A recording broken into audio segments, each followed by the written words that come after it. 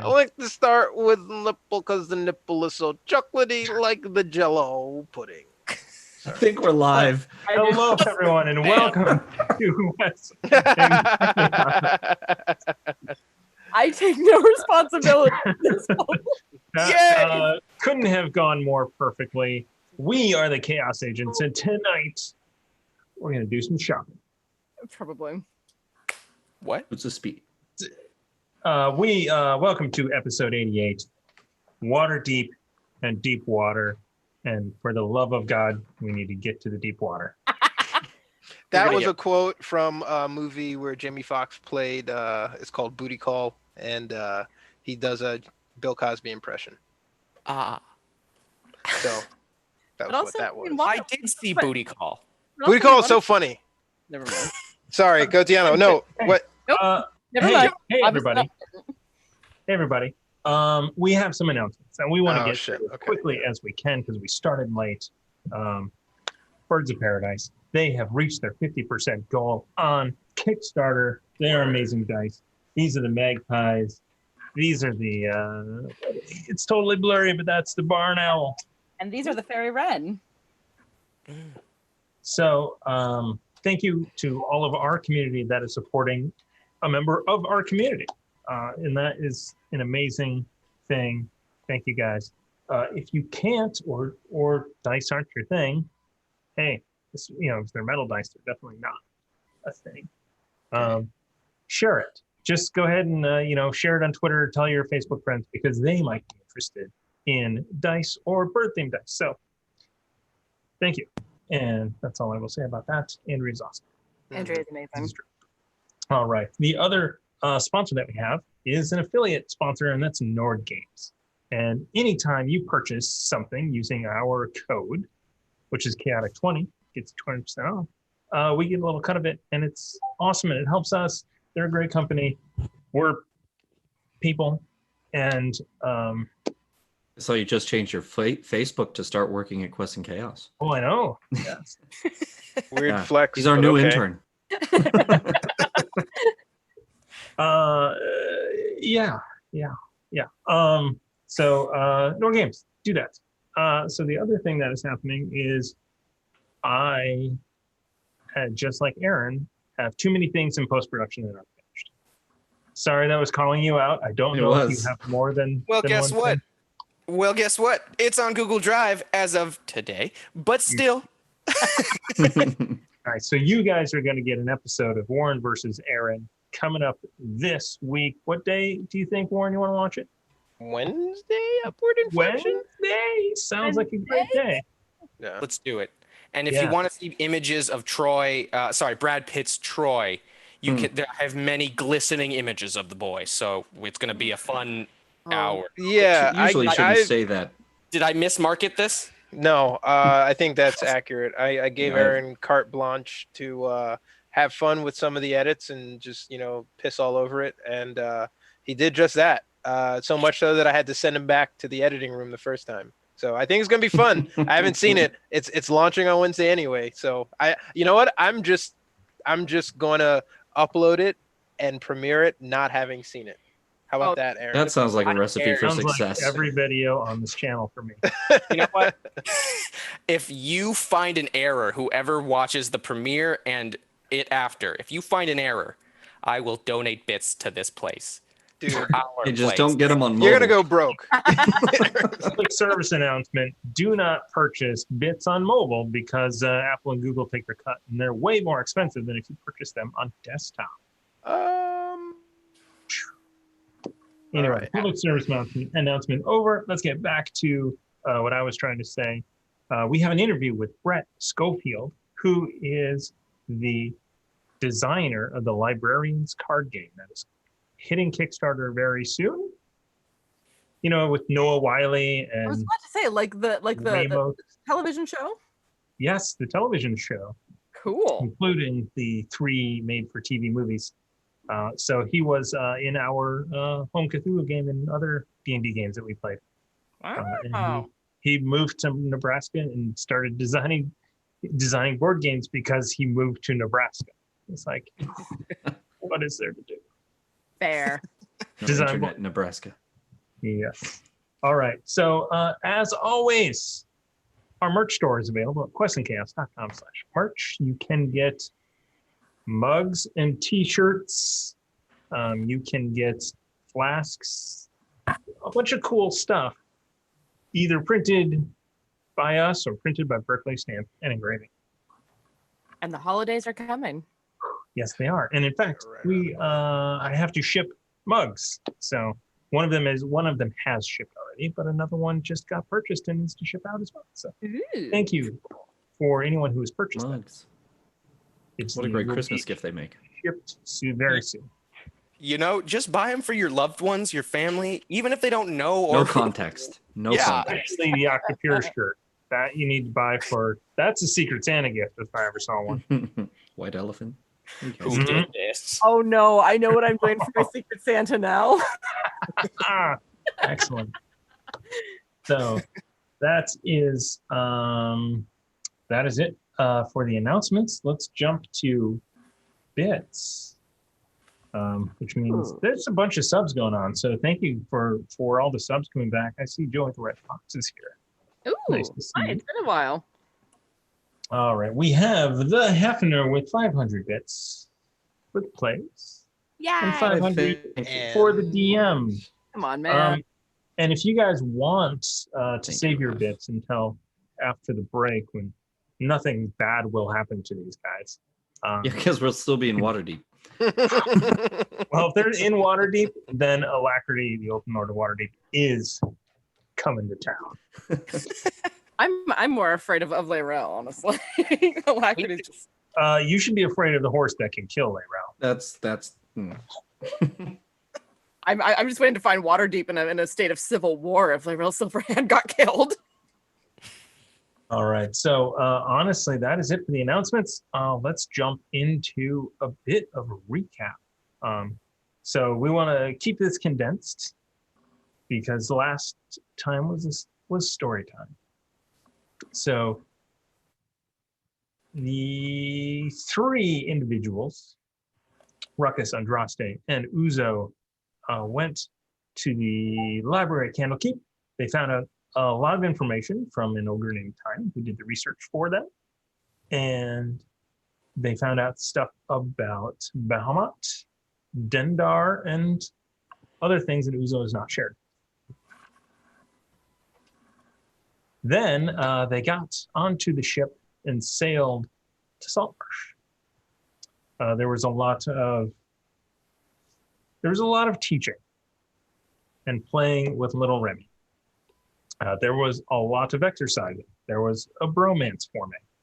Aaron doesn't know about it, but Ruckus does. He and Brandon working out, getting those legs in tip-top shape, in their along with a lot of unitards. the crew. Ruckus, you weren't here. Let's kind of recap, Remy, from your perspective. What from the library to Saltmarsh and back onto the ocean? What was memorable for Remy? Well, the fact that Andraste was giving everyone cookies but him the whole trip back to Saltmarsh, including his own son. That was memorable, but getting to spend all that time on the ship with my son, with Winifred, that was particularly memorable. And then once we did get to Saltmarsh, seeing the Phoenix rise again as we came in. And quickly I inspected it. And trust me, I had to inspect all of it thoroughly. So as soon as I could, I dropped trow and I took a dip in our new hot tub on the ship. I took more than a dip, actually, and spoke with Uzo. That was memorable. Not what he said, but the fact that I was there with my bits in front of him. That was memorable. Then once I was able to go for a bit of a walk with Winifred around Saltmarsh, and we headed out where I challenged her to a friendly duel to possibly test her skills, see how well she handled that blade. You mansplained the heck out of that encounter.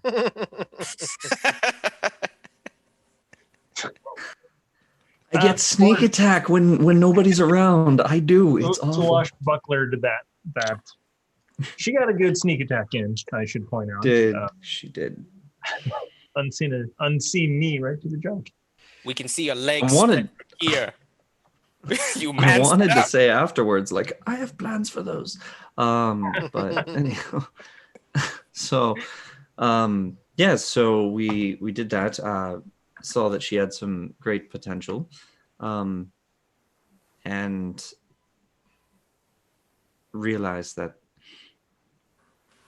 were I to leave her in Waterdeep with little Remy, that she would be able to handle herself just fine if I were not to be able to return. So that's what was most memorable to me. Andraste. Probably the most interesting thing that came out of last session was spending a little bit of time with little Remy. It was highly amusing to me to sneak him cookies under his father's nose, and his father never noticing, even when he was all sugared up and running around. That was hilarious. I had rather too much fun with that. Otherwise, I spent a great deal of time working on herbalism and potions and things like that. In Saltmarsh, I was able to find enough herbs to actually make quite a lot of greater healing potions. Yes. Four? Oh yeah, I wrote it down in my sheet. So yes, I've been spending a lot of time working on that and just generally watching and keeping the peace. And there wasn't not a great deal of import to me, just continuing, I suppose. And then through Saltmarsh and out? Yeah. Mostly just working on I'm learning how to actually sail. So getting lessons from Clint and Emma before we left Emma in Saltmarsh, learning how to actually tie knots and figure out the rigging and things like that. Actually do my job as a quartermaster without being a drain on anyone. It was very interesting learning.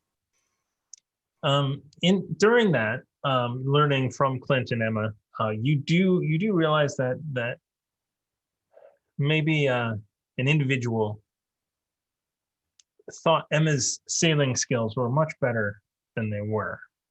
It might have been one lucky power slide into harbor turned her into a master captain. I have no idea what you're talking about. I don't remember that power slide at all.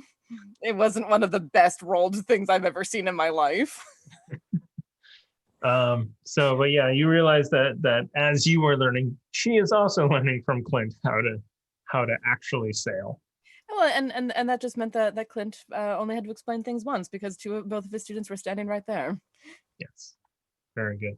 Uzo, tell me about the trip.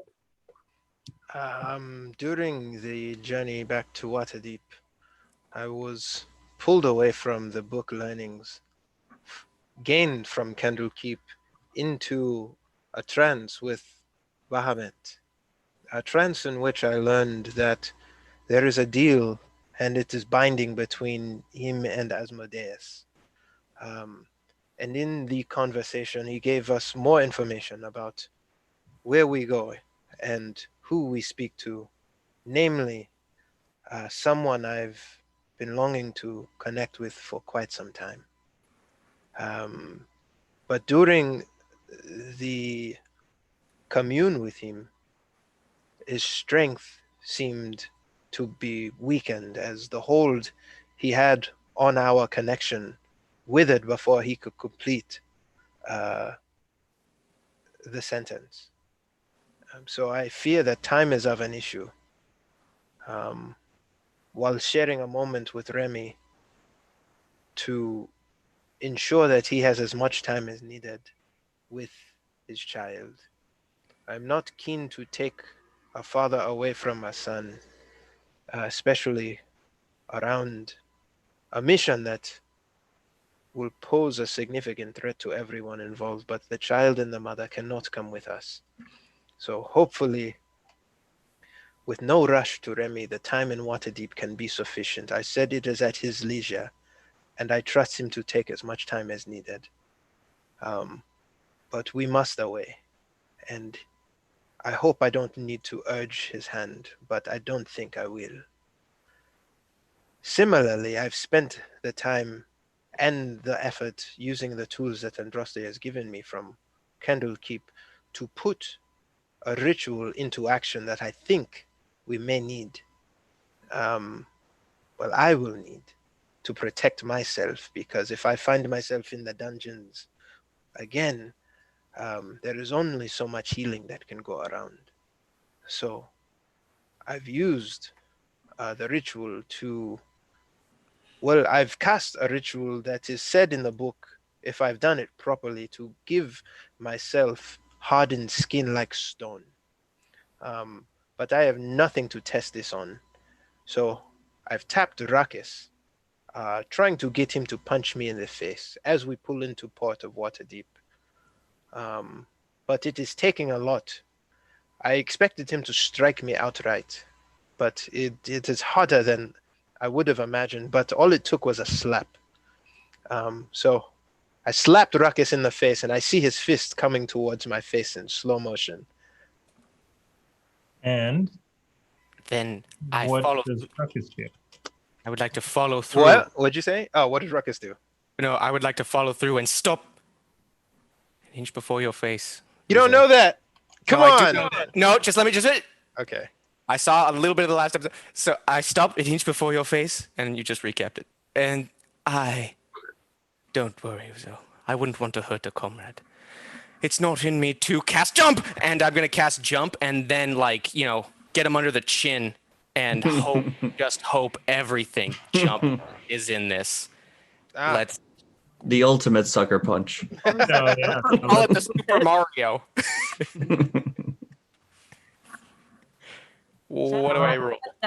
Does Why he don't we get do in a little the bit of end? this so people I can don't- see the rolls? Who got a natural one? That's a good question. Unarmed strike, I'm assuming?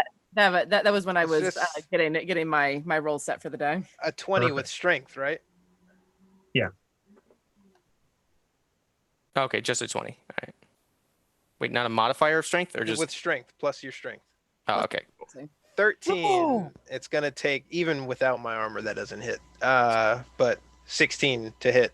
It should also be plus your proficient. Yeah, plus your proficiency. What's your proficiency? 2, 3, 4. 4. We're level Sweet. 10 now, man. I don't know. My proficiency is still 3, I think. 17? See? No, my what? Where's my proficiency? I don't know. You can, if you click on the D&D Beyond overlay, you can actually open up any one of these character sheets and check out and find Warren's proficiency. Or you can look up 10th level character because it's all the same. Yeah. Chat, help. Yeah, so is your proficiency 4? Yeah, plus 4. So yeah, it's Sweet. 17 total. So you crack it. What's the damage? Just D6, yeah? Yes. No, it should be 1 plus your strength. 1 plus your strength, but I'll give you an additional D6 from the jump. Yeah. Fuck. Yes. Wait, and a D6 you said? Can I use this one Yeah. in my house at some point? Worth it. I thought you were Yeah. setting me up, Thomas, but you look upset. It's a 1. All right. I wouldn't lie about that. It's definitely a 1 under the bed. It rolled out of So the bed. far, that die has rolled 100% ones. It has. True. But it's only So, been rolled twice. To be is fair. this I think I loaded it the wrong way. Is this a total damage of 4? No. A 1 plus strength, which is what? 5? So Strength is 5, yeah. 6. Oh, your Plus strength is 5. But the proficiency is 4. Oh, your strength is 5. I'm staring it in the face. Okay. And then, but you don't get proficiency for damage. No, not for damage. I'm just letting you know. 7. Or is that the number we're at? 7? Yes. 6, right? 6. It's Yeah. 1 plus 5 is 6. It's 1 plus your strength, and then adding that one that he just rolled. Chat, can you please tell us? I'm not thinking this through. 7 it is. Uzo takes 3 points of damage. It just cracks his. Oh. I don't think does Ruckus get any like twisted wrist action on this? Hairline fracture. I've lived No, through just it like before. a skin thing. So yeah, it's just ooh. That happens, I guess. I don't know if it draws a crowd or anything. Well, so Barkskin gave you a 16. No, it's just a resistance to damage. Oh, okay, so you only took half of that.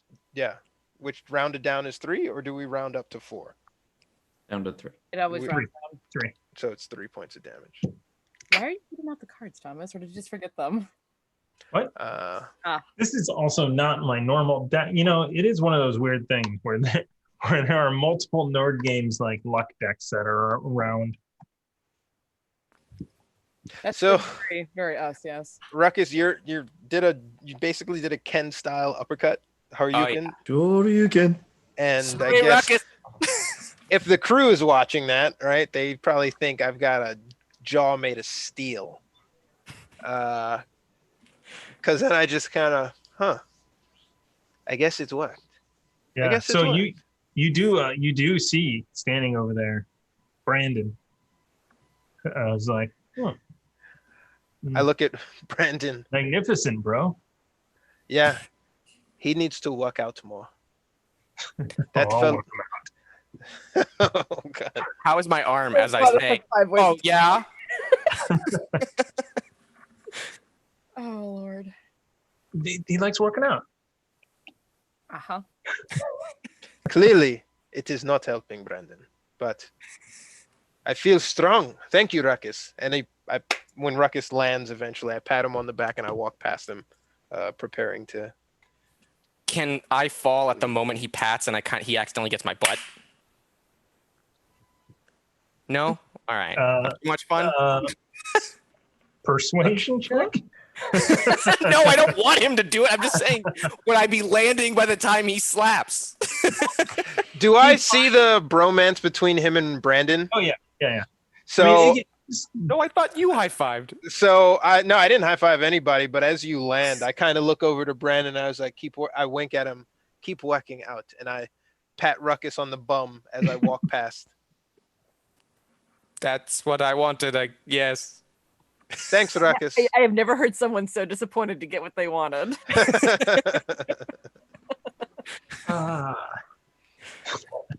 All right. So the Foxy Irregulars, as they sail northeast from Salt Marsh, where it doesn't actually exist, but it does.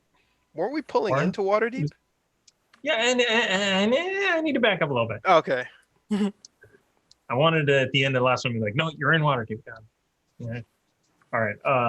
So as you travel north, every day, over the 10 days it takes you to get there, it gets colder and colder and colder until as you are pulling into the deep water that is Waterdeep Harbor, there is a layer of snow covering the rooftops and the hillside that has the palace of Waterdeep on it.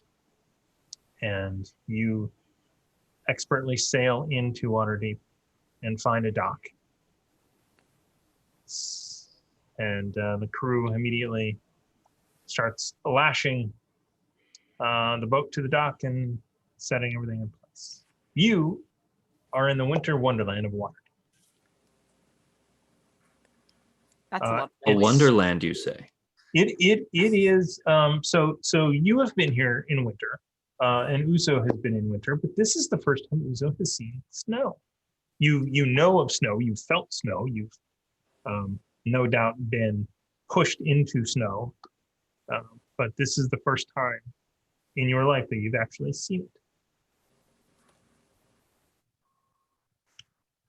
Cool. Ah, Waterdeep. A winter wonderland for us to stay in. Oh my goodness, Uzo. Do you remember the times you couldn't look? Well, now you can. Look, you fool. I just gesture out. You are muted. You're on mute.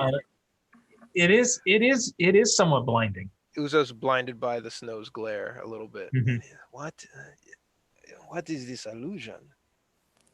It's not illusion. It's snow. Is that the entire countryside is a different color? Is it morning, evening? So it is at this point late afternoon, which you can tell that the shadows are long at this point, and the sun will be setting in an hour or so. The sun is setting now, very early, this far north, and you probably have to get to your tavern. Yes, we should get a move on. Yes, I suppose just have the crew go ashore, some shore leave, and just we'll let them know when we're ready to disembark. Quick question: how thick is the snow on the road itself? So the roads are the roads have been shoveled clean. You see that there is a layer of snow on the roofs, a thin, thicker layer, and then a layer of probably pretty recent, cool, fluffy stuff. Is it snowing now? No, but it very recently was, and in fact, as you kind of look around, you see, it's not like a snowstorm, but you see, yeah, there's snowflakes coming down every little bit, a little bit here, a little bit there. Well, anybody still have some nibs? We'll have to get a carriage. Gross. I think I still have a few nibs. Nib, nib, nib. Yes. Well, nib it up then. I guess Uzo's hanging off the side of not hanging off the side, but on the banister, just kind of like his eyes darting from one thing to the next, like a cat with catching a shadow or something. It's like the shimmering of the flakes in, like the breeze blowing the flakes off the trees, and things that he thinks are moving like wildlife in the snow, and he's just taking it all in. I'm working out until I hear a disruption. And then he's kind of Yeah, as your breath kind of comes out, and it is colder than you are used to. Do you guys have warm weather gear or cold weather gear? I am wearing a cloak. Does the Octopier armor count? It does not. That's interesting. I would have some clothes in my house. You would. Okay. we are going to need to at least prepare for the weather, in addition to securing our properties before we disembark. Agreed. I think the first stop is the tavern, and we'll stay there for the night, and then perhaps go shopping tomorrow. What do you think? Get some provisions for the journey? That seems fair. I want to swing by and make sure that the students are protected against the heat. Maybe they have something there for me to wear. If not, regardless, the stopover should not take long. Do you mean to do that tonight? The orphanage is about 15 minutes away walking to the tavern. Whenever it's, I will. It's just something that needs to be done, and I also want to make them aware of a dragonborn showing up at their doorstep as a professor, so they are not taken by surprise. Also, I feel I should ask so that we can pass it on to Clint to pass it on to the crew. How long are we looking at being in Waterdeep before we take our leave?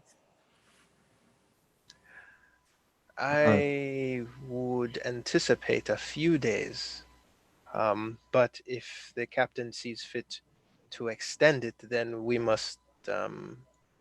should meet again to discuss. But I look back and I look at Winifred and little Remy, who are getting ready to disembark the boat, and I turn back to you guys and I go, no more than 3. So be it. And at that point, little Remy races past all of you, down the gangplank, up the docks, and to the first snowbank that he can get his hands in, and just starts making a snowball. I can't imagine that's very sanitary down here in the docks. Oh, come on, they're kids. What's sanitary to them? How deep is the snow? Or where he's making a pile? It's small. It's about as tall as his quarterly. Tall as he is. Yeah, I go and join him and start making a ball as well. nice. All Yeah. right. Sling my pack over my shoulder and pass along to Clint that we should be ready to disembark in 3 days. Okay. He's all right. Very good. I'll let everyone know. Thank you kindly. All right. So I'm just gonna say we can move along.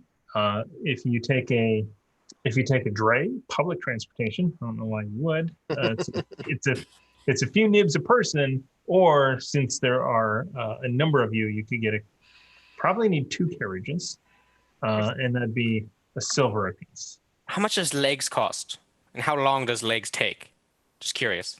It's like an hour and a half. From Legs? docks up to the North Ward. You know, the things under us, the things holding us on the ground right now, I think those there things. are us. Is that what you just said? As he's saying that, a snowball hits him upside the head. So I stay stationary. as you get hit with that, and Remy, as you look at your hands, you do suddenly realize it's cold. I mean, it is around 0 degrees. Oh. Celsius. Metric Celsius. Metric. You said metric? Metric degrees. Ruckus is the smartest. He knew it was Celsius. I Is it hovering like right at 32 Fahrenheit? Because man, Yeah. those are going to be slick. So it is warm enough where you want to be outside, but it is also cold enough that the snow is not just like completely melting. So somewhere between like 32 and 20 Fahrenheit. It's 35. You know, those warm, like big, thick, heavy snows that are super fun to go out in. No. No, I'm from Fairbanks. All of our snow is sharp. I'm from the Central Valley. What is snow? I used to ride my bike in the snow. It is the greatest. Yeah, Like people would be sledding down hills and I'd be bombing down on the mountain bike. Anchorage gets the fluffy snow because they're right on the water and it's soft snow. Fairbanks, No. it cuts you. Went to high school in Maine. Frozen pipes, not fun. Oh. Yeah. Whoa. Frozen pipes are not fun. No. So Uzo looks at Ruckus's head and kind of brushes off some of the snow and watches it. So as fascinated as I am, I know the chill in the air. We probably shouldn't dwindle outside for too long. No, let's get a carriage or 2 perhaps and get to the tavern, where I imagine there'll be a warm fire and hot drinks. That sounds So- like an excellent idea. 2 silver per carriage, plus whatever tip you want to give, gets you up to the North Ward. Traveling through the city, you see familiar sights which are slightly different in this time of year. As fewer people are out reveling, but you see people in thicker cloaks and coats moving about. You see the yellow and green tunics of the city watch, who are, they're thicker coats now rather than the thinner summer tunics that they were wearing. Uzo's hanging out of the carriage like Will Smith in the taxi for Fresh Prince in the opening scene. Nice. And so Where was he born and raised? On the battlefield where we spend most of our days. Don't. Lord, I I'm would done. I would probably have winter clothes back in my room because I mean I lived in High Forest. It would be cold there in the winter. Well, we started this campaign in In summer, Yeah, and also carried literally everything that she owned on her back when we started. was it on your character sheet? No. Why does it feel like this is the first time we're hearing the description of snow? Is that just me? Do I just not listen? So, you make your way back, and as the sun is setting, and you get to Troll Skull Alley, you are not actually prepared for this site because when I said Waterdeep was a winter wonderland, Troll Skull Alley is a winter wonderland. There are light bulbs strung from the irregular tavern across the street to other buildings that are there, and the other greenhouse buildings building. What was that? yes, all even over to the greenhouse. You see, and it's there are more people here than anywhere else that you saw in Waterdeep. And everybody, and you see people kind of walking around with mugs that are kind of steaming out of the top. Huh. It is, and as you get out of the carriages, and somebody marks off 4 silver pieces plus tip. I've marked out too. I before I stuck my head out of the window, I nudged Aaron to the carriage driver. I says, "Ruckus, it's on him. Okay, good, because I got just off. You're paying. Pay the man." Oh, no. I thought you were gesturing your thumb at someone else. I'm going to redirect his thumb at the cappy. Okay. I've The already- cappy is in whatever carriage you guys are not in. Even if I throw his thumb out the window, his thumb's going towards Cappy. You gonna have a problem, yeah? Oh my god. Ruckus. How much? 2 silver. Two. I'm sorry. 2 Shards? 20 news. 2 shards. Let me do shard yes. to do later. Give me 2 shots. Because of bloody shard shunners. I definitely think I have that. Yes. Oh, God. What shards? Is it fecal matter? It's the silver. It is 2 I'll silver. come over and I will pay it. As I'm walking by. I've already paid mine. I'm gonna stop you right before. Okay. I'm like, I'm gonna let you get all the way there. I'm gonna be like, no, I'll pay half, and I'll just pay the silver you don't have. Like, I'll just take 1 silver out of your hand and 1 silver out of my hand. Is that possible? No. That's fair. There you go. Yes. A I full hope you two shards. I hope you guys can afford to eat around here. I think we'll be able to manage. We'll figure it out. Cheers. So you guys get out, and you are in a fairly crowded street, especially for the temperature. It is a beautiful night. There is 36 degrees, right? That's, as Andrea would say, that's the temperature of falling snow, or the highest temperature of falling snow.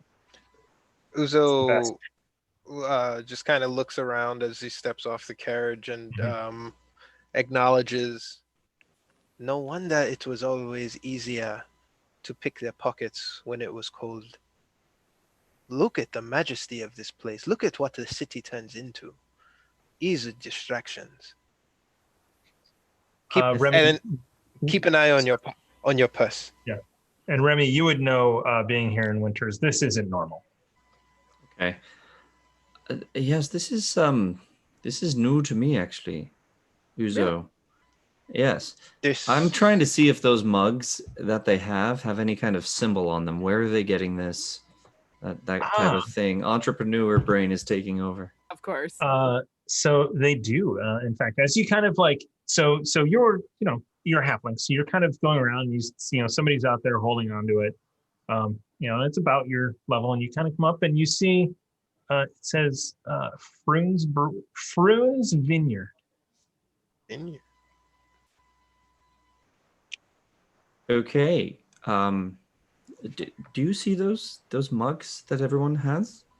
Yes, what about them? Look at the label. Excuse me, madam. May I see your mug? Down here. Why? I've never seen such a thing, and I'd love to know where you got that. Oh, Prunes is well, this one's from Prunes.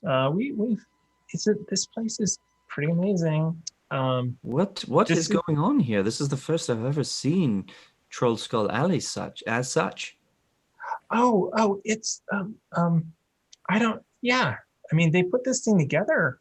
I don't know, a couple weeks ago, and it's just kind of been going ever since.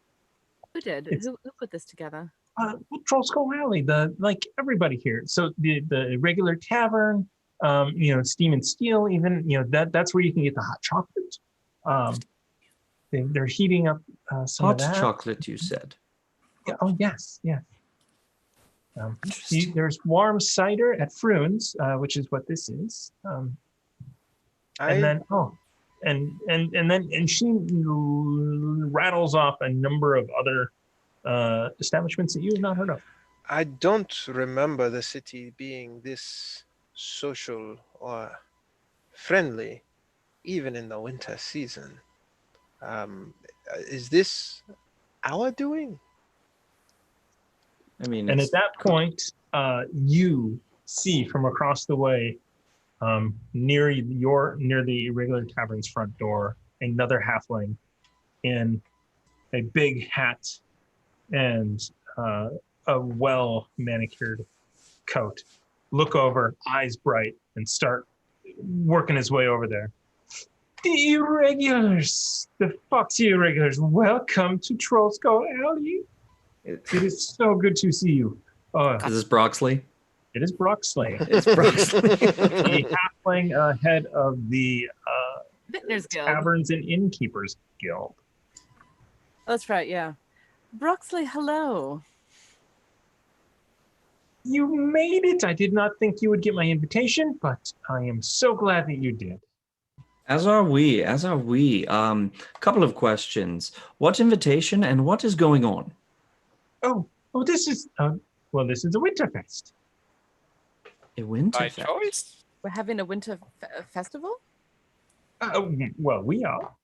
It's a way to get people out of everywhere else and coming here and spending their money, spending their little nibs. The plot thickens. Okay. I mean, Like his wallet. I mean, isn't that the point of running a tavern? Yes, of course he's trying making money, Uzo. Well, how are things? They look splendid. Absolutely splendid. Yes. We're still in the red, but things are, a couple more weeks and I think we will be all set.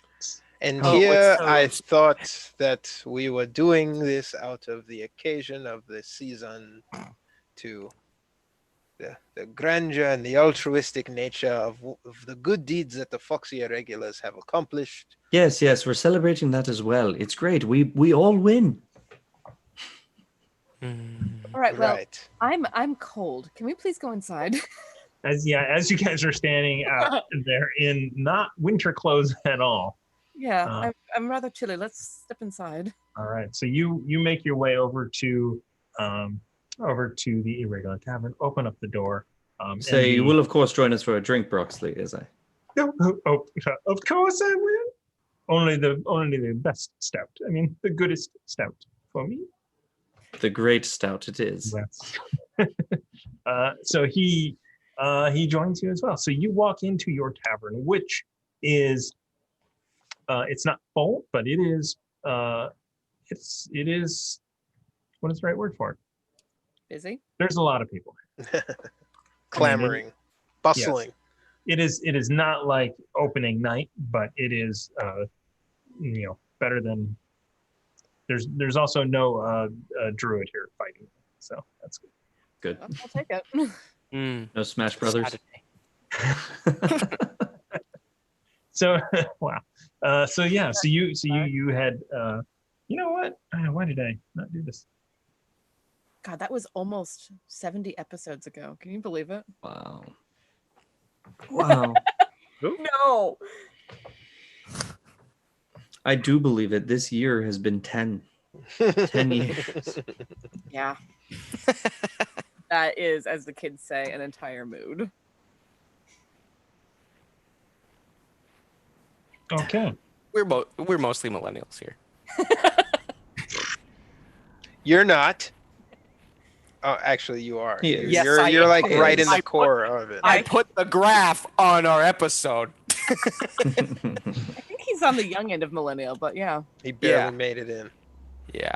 Yeah, so we have 4 millennials and a Gen Xer. I Boomer. I'm He's sorry. not a boomer. Not a I'm boomer. kidding. I'm kidding. All right. He's not the boomer. Sorry, I had to. Who else is Gen X? Warren, are you Gen X? Are you? No. He's Nah. literally like 2 or 3 years older than I'm me. a millennial. Yeah, I'm but in you that- you get all my '80s references. So Yeah, I grew up watching TV. I was the millennial whose parents plopped them in front of the television. So I'm the cable guy. I was the Gen X and the BMX bike.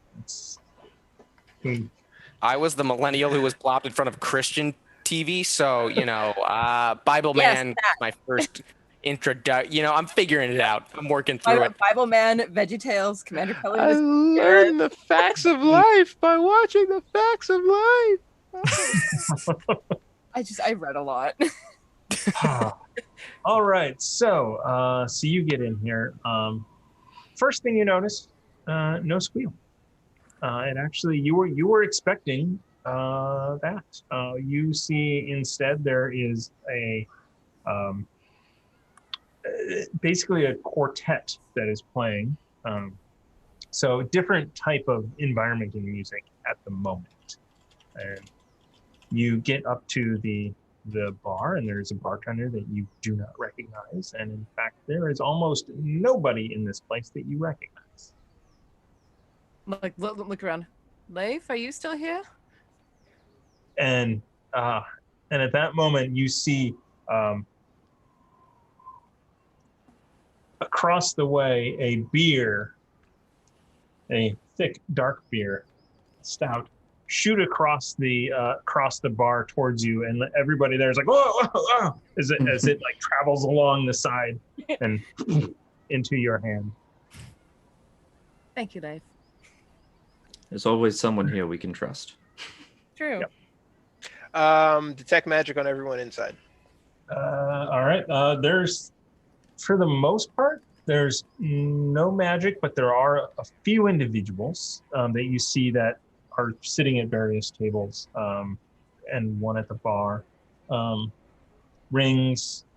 You see an amulet on somebody. You see magic armor on another person. What is I'm just sort of not recognizing the faces. Uzo kind of side eyes everyone, but he's looking around for any sort of suspicion. Does anybody take note that we've arrived, or is there like somebody lying in wait for us? Most people have not. A couple of people looked over, and especially once once the tankard was flying down the bar, people are looking over and they're like, "Oh, whoa!" I wonder, and then you kind of hear like, "Oh, I wonder who that is." It's, the ghost knows now. It's kind of like you hear sort of whispers around like that. I look around. Is there any open table or booth somewhere? As you kind of look around, let me see. Sorry. Well, Siren's Kind of snuck up on you. I thought that was Yeah. Eric for a second there. When a god burps, no, you know when I burp. I mute it. That's true. So sorry if this is too loud or not loud enough for everybody, but I'm playing with Siren's game here. It's a lot of fun. Trying to set some moods, and I can hear it, but you guys can't. I'm sorry. We need to get back around the table. We do. I'll imagine it. So, Maverick all knows. right. So as you say that, you see Rachel come out of the back, Okay. who is, who's dressed like a manager, right? So she is not. When you left, she was still kind of running the place. So you see, she heads out and kind of looks around and immediately sees you, Andraste, and then Ruckus and Uzo's like, oh. I smile. And she Hello, Rachel. she Who is it? And then Oh. she actually goes to a table and just kind of is like talking to them a little bit and like kind of points, and they're like, oh, okay, and they kind of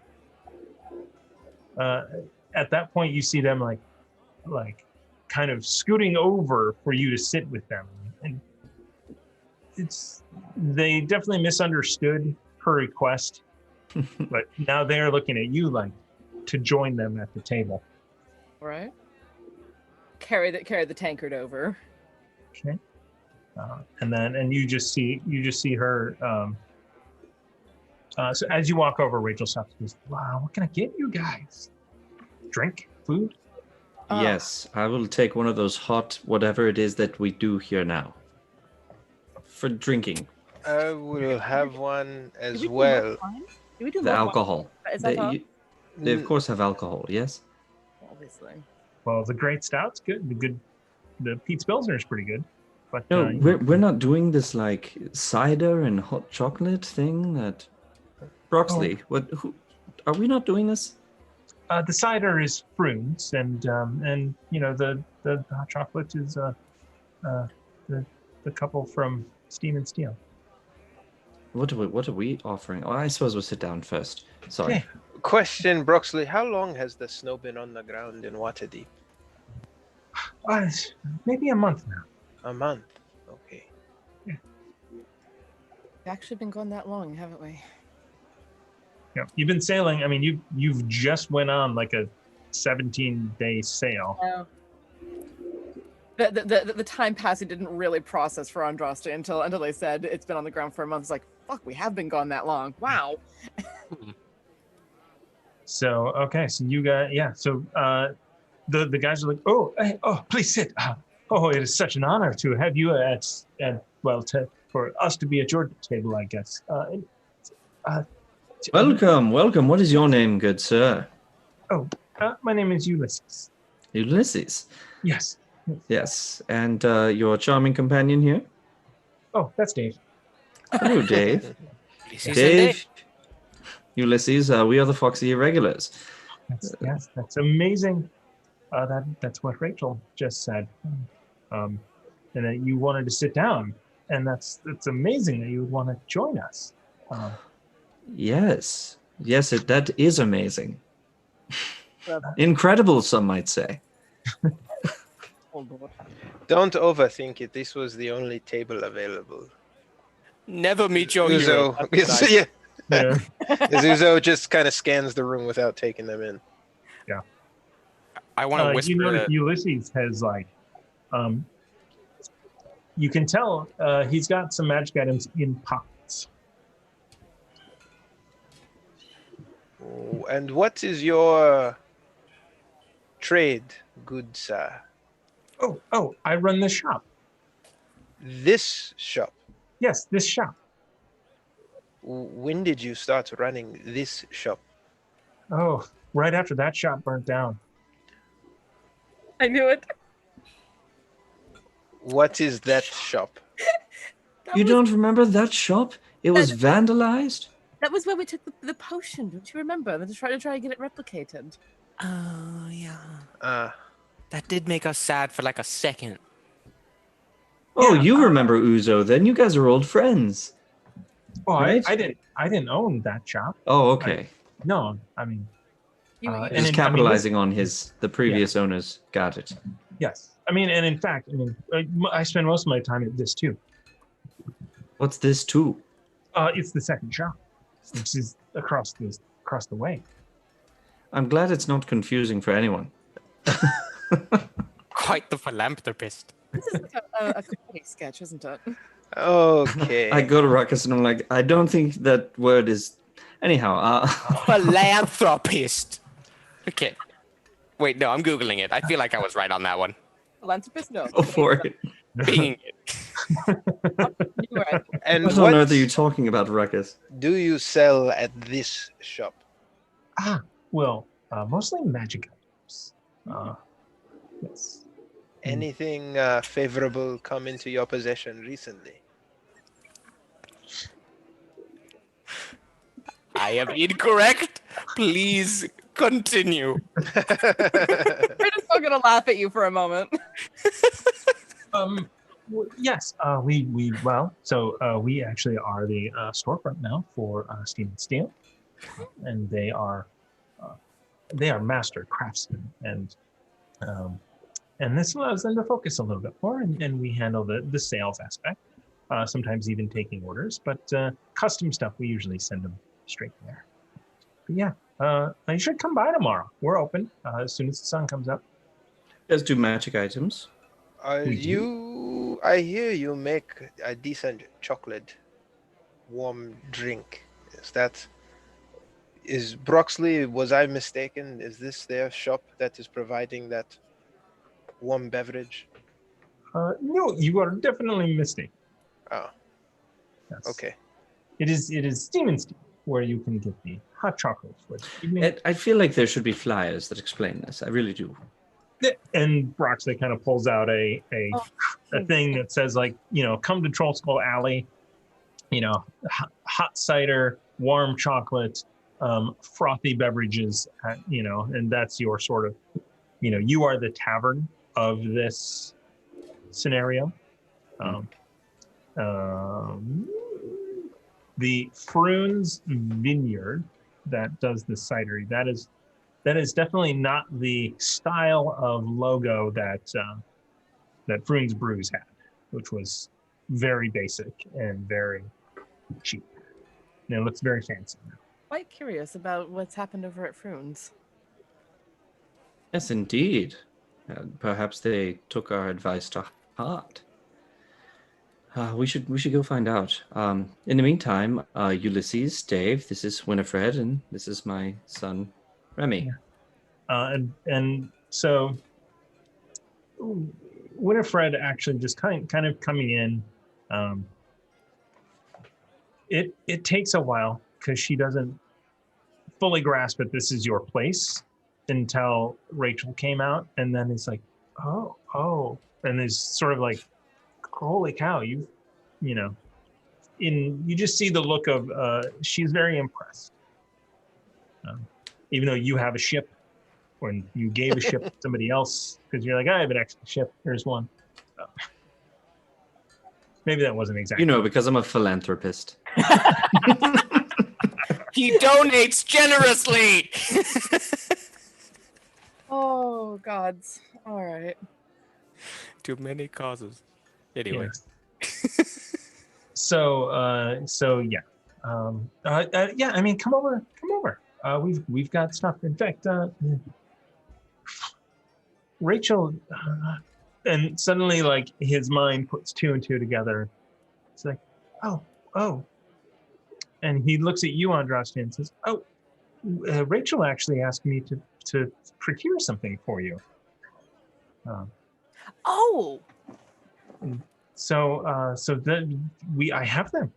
If you are interested, it's tomorrow. If you are, I'll nudge Remy with an elbow. I think he's talking about the boots.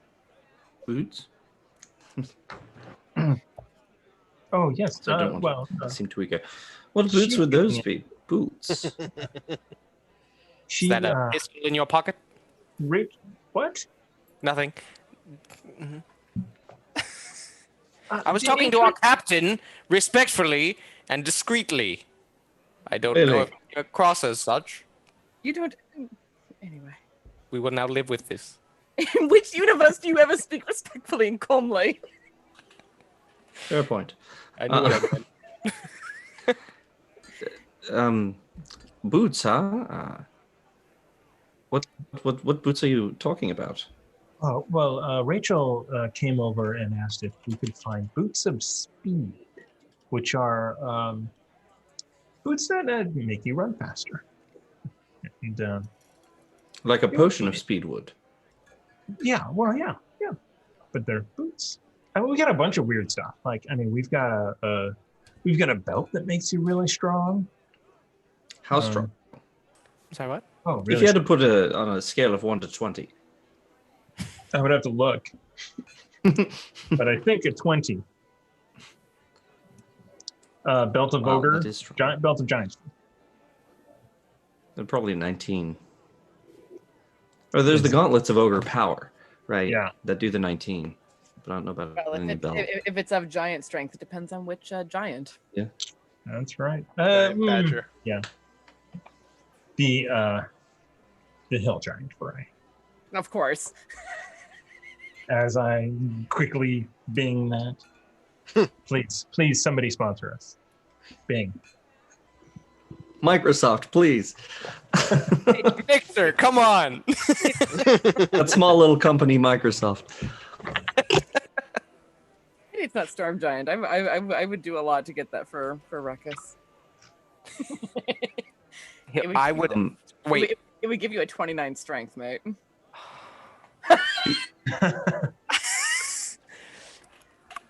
Do you have those boots in like I would like to purchase them. Okay. Yes. Well, Andraste, did you want Remy to purchase them? I was helping him obtain them because I'm able to reach to Rachel. Right. Okay. Are they more made for my size feet than perhaps Remy's? Well, they're magic items. Magic items are magical, and they fit any feet. We did make them green, though. Well, it'll match your cloak. Yeah, we'll make. I suppose one must have highlights somewhere. We'll make an elf friend of you yet. Okay. Well, where are these boots of speed currently? Good Ulysses. They're not on this plane, I can tell you that. Beg pardon? Oh, Yeah. they're in a bag of holding. Or something. Different dimension. I can get them for you if you are that interested. We could, in fact, and you had the coin, we could do the exchange. What is the coin? How much? Just 2,000 pieces. 2,000 gold pieces. Ah, wow. That is a fair price, I think. Absolutely. Well said. Yeah. Does Ruckus do that? Yes. Behind his head, does he notice? Oh, I didn't even see what he did, so I have no idea. Perfect. At the mention of 2,000. Oh Lord! How much coin does Remy have? You ready? Mm-hmm. Oh, we're I back have at the 3,981 gold. You're fine. I was gonna help you. Fuck that. Yeah. Oh, no, you don't need to. Sweet. So I'm saying, yes, an absolute fair price. And seeing as how you're the only person I've found that has these boots of speed, and you made them recently, did you? Well, I adjusted. Adjusted them, okay. Can you adjust them into like some black dye or something like that? Give me a Actually, I need both Andraste and Remy to give me persuasion checks. Andraste at advantage. Yes. Oh hey, I actually have proficiency in this. Meanwhile, I'm Uzo's never just needed to do this. sitting at the table, listening but staring out, and he's pinching his skin as the feeling is starting to return. Yes. Huh. You also notice Winifred, once you guys just start being like, oh, 2,000 is a fair price. We both rolled a 23. We both got a 23. But my modifier is plus 12. That's got to count for something. Oh, that means you rolled worse. Okay. That's right. It's true. I rolled a 19 in order to get that 23. Mhm. It does count.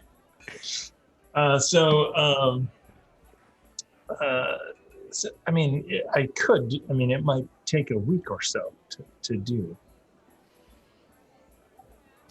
Uzo, I have bad news for you. So Uzo looks over because he was making eye contact with Renifred at the sound of $2,000, and he was just sort of nodding shamefully to himself. Yeah, and she's like, holy shit. So, and then Uzo looks and leans over to Remy with wide eyes. He's like, so you want to extend your stay for a pair of boots? No, Uzo, I was just trying to get a rise out of you. Oh. Green is fine. Not that kind of rise. You would not have gotten that kind of rise out of me. Oh, good lord. Would have seen it from a mile away. So, sorry, what? Nothing. So yes, I think 2000 is good if you have it. I have it. We should just do it now. Oh, you want to come to the shop? Maybe we'll do it in the morning. You want me to go? You want me to go? No, I thought like you had it in some kind of pocket dimension. Oh, well, I mean, yeah, I do. Well, I mean, but I don't have it on me. Yeah, I know how that goes. Is the shop open right now? It's a sales tactic, Cappy. No. For you guys, it is open. We can go over there right now, grab a hot chocolate on the way, and peruse. I like that idea. I want to stop by the hot chocolate place. I do as well. Perhaps we should finish, getting a bite to eat here, have a bit of dinner, and then head over, if that's all right with you. When we were passing by in the carriage, what sort of state were the other districts in the city? Not as festive. Not as festive. What made this stand out so much is that the sun had just set when you got here, so all the lights came on. So the other places, the residential areas, you saw, lights coming on as you were traveling along. People were out; they were doing stuff. It was similar to when the last time you were in Waterdeep, just not a big party like this. Got it. So, I mean, if you want, we can head over there. Well, I wanted to eat. Also, we just got out of the cold. Let me go get him. I'll be back. Okay. Thank you. Yeah. Let's go there. And they kind of work their way out. You guys never actually sat down at the table, so they're okay. And they got up, slammed the beers, set it down, and they walked out. You Raise got the table hand to for yourself. Yeah, finally. Finally, okay. Raise my hand to get some food. Okay. Food comes. We can fast forward through. I did have a quick question for Rachel. Sorry to drag this on, but I did want to ask her where Squeal was because I have exciting news for him. Oh, Squeal's on tour. Hello. Oh my! Really? Where is he touring? He went to Daggerford first, and I believe I think that he was heading to the Dalelands. Really? Yes. What Wow. album is he going on tour with? Just out of curiosity. Tiana might know what album. Only because I remember there Hold on. being a limerick about my failures. It was a full on. Oh yeah. So she goes, it's new stuff. I mean, it's like new stuff over the last three or so months. It's honestly his biggest hit is about Alacrity. Okay. Oh, that's even worse. That is actually worse to my mental. I'm done. What about Alacrity? Sorry, I haven't heard this one. I mean, her heroic deeds at the Battle of Neverwinter is really quite outstanding. Okay, I need you to back up about 5 steps. What Battle of Neverwinter? Where is what is going on even? Oh, come on! So she starts to tell you the story. There was a giant uprising for some reason around the city of Neverwinter, and they ask the Lord's Alliance for help. And what better thing for Layrel to do than get Alacrity out of the city? So sent Alacrity with a You mean the Brigadier General? yes, the Brigadier General with in fact not a legion. That's a little bit too big. A company of cavalry that she was leading into battle. If they're all awakened horses, I'm going to find Bill and smack him. I tell you. You and you and you, and this is going to recharge. No. No, I don't think that staff recharged because it's some powerful spells. Maybe it did. He wanted a really, really powerful staff to use it to awaken a horse because Andrew is an amazing player. Well, and also to give us a pass without a trace. That was intensely useful. That was fun. It also made the strongest character we have in this world. Alacrity. Oh my God, she's so powerful now. And this is Rachel. She's like I think Layrel is kind of afraid. I think that. I mean, we're All all horses- afraid, but for a very different reason. If all horses could speak, then we'd all be enslaved, right? And at that moment, you just kind of like see over by the fireplace, in where the turret would be, a horse head kind of stick out and look at you. Slight nod, kind of goes back into the shadows. We have to go back. Is that steadfast? Yeah, that's Steadfast being Batman. Uzo gives him a wink. To the Superman-like Alacrity. It is Batman versus Superman. Oh man. Oh man. It just makes me think like they should be the main characters, and no, but we're chilling. We got This it. is their story. Yeah. It's their story. We're just playing in it. Well, that's too bad about Squeal. I was going to say we needed all the help we could get going to free this one. That's really too bad. What a shame. Well, do you know when he's coming back? Probably after the snow melts. Well, then I have no idea when we'll be back when we leave, so I'll leave him a letter if you'd be good enough to give it to him. All right. There's news that he will want to know about. I think he'll be rather excited. Interesting. That very. We do miss him, but we do miss him. Genuinely. Yeah. It seems we have some good music, nonetheless. Well done. Well done with all of this, Rachel. Seriously. Oh, speaking of which, I think I need to go and check the ledger. Absolutely. All right. Does that mean we get to roll? It means you get the roll. Yeah. Yes! I teased a TPK, so let's not spend. Oh God, it's already 8:30. Okay. All right. A total party I was kit. going to say, I'm like, we're never getting out of Waterdeep. So what's funny is I'm having a lot of fun. That's what I find funny. I mean, Same. Thanks. I mean, Same. I mean, because most times we aren't, you know, we're I know. It's just. we're fucking liars, you know. But long. tonight, No, well, it's just I'm like, I want to move the story forward. I want to do this. I'm like, but I could have some interesting NPCs, and I can make a storytelling in the world. So Uzo leans over, I guess, to Remy and says that he wants to get as much hot chocolate for the orphanage as he can to take down there as a treat, and also maybe introduce the child to some playmates in Waterdeep. Should I wait until that to roll for the orphanages?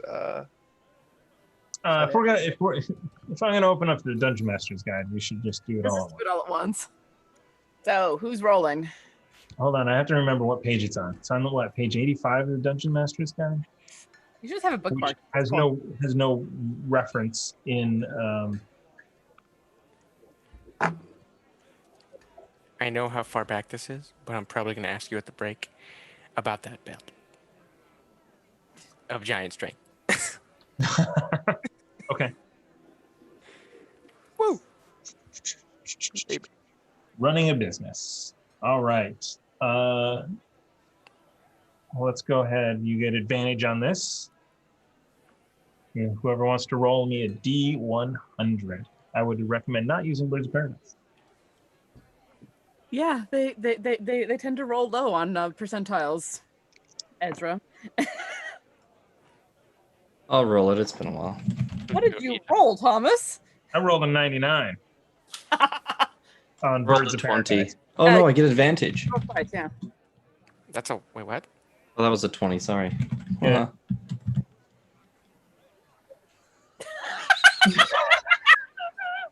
Oh. 21. Do I get advantage or is it just straight?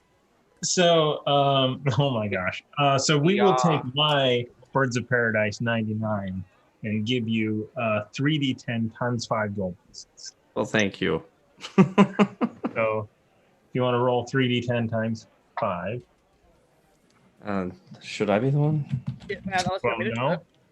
it. You got out your bad rolls. I think this is the next one. Yeah, You said Don't worry. times 5? that's how computers work. Oh, geez. 40. 40. Oh, okay. Is that good? Wow. 2 1s. That physically hurts me. Hold on. Just give them Do it what you again. want to have. There's a 12. Well, I mean, just somewhat, right? Oof, that was awful. Okay. There we go. It is written. All right. 12 times 5. There we go. That one's 60. better. Thank you. Woo! All right. Orphanage.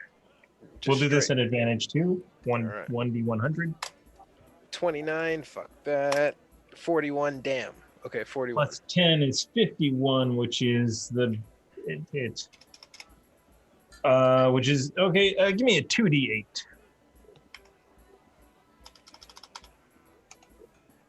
Yeah, I'm now just like, I don't need to look at this chart Sure. anymore. I should just be like, okay, 100 gold. Sweet. That orphanage is doing better than us. How does that translate out for us then, Thomas? They have don't pay 11 taxes. stat. Say again? They don't pay taxes. Ah. It's a So- huge, Our overhead it's a is huge scheme. ridiculous. So we make 60 gold to be split 4 ways? Is that what I'm hearing? Sure. Very silent in this room.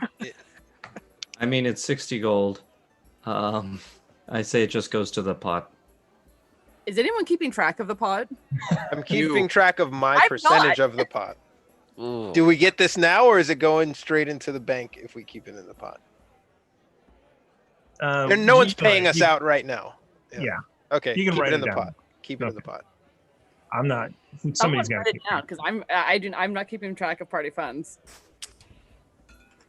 I think that's a surprise to everyone else in the party. Kind of, yeah. I've never been the one keeping track of the party funds. That is Willard right there. No. Been Bo. No, I was keeping track of my own funds. Oh, Not the Lord. bar. And if I was keeping track of party funds, that was in March of 2020, which was 3 years ago. And You're my not- notebook is at the studio still. You live like 2 miles from there. You can go That's to true. the studio and get your notebook. Can we ask Leif how many drinks have been served since we last left, and then calculate how much we charge per drink in such an easy process? You know, I feel like that's the best way. All right, well, let's just split it up then, if that's the case. All right. I know that in the bank, we paid for the money for the ship was 12,000, and then I think the reason I have so much money is because Andraste wanted to pay some, so I think Andraste threw some money my way, 3,000 my way for the ship, and that's why I have my total. So I have nothing left in the bank. I know that I think Ruckus took some out of the bank to get some maybe a better flamberge. I forget what it was, something. I'm pretty sure that I've run through all of my funds in the bank from buying herbalism stuff at this point But I don't think it was much. to keep you fuckers alive. Uzo, how much do you have? So written down, it says 2K left in the bank, but I'm pretty sure that I've spent some of that. Like I've pulled some of that out to do other miscellaneous shit with. So I don't know what it is. But I'm also going to be at net zero after we reach the orphanage because I'm signing everything away to Randall. Okay. Is that belt of giant strength 500 gold? Because that's what I got. But there's more in the bank for you, right? I mean, because you didn't spend 12,500 gold. No, No. me? It's, No, Aaron. Oh, I honestly don't think Ruckus spent any of it. Yeah, like Oh. I have made sure not to because I didn't know. I knew I wasn't going to be the one keeping track of it.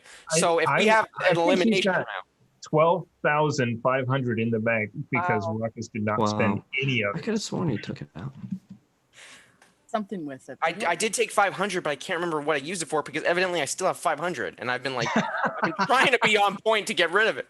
Honestly, I think that's the case. So yeah, there's 12,000 in the bank. Ruckus has 500 on him. Gold Wow. and 212 silver.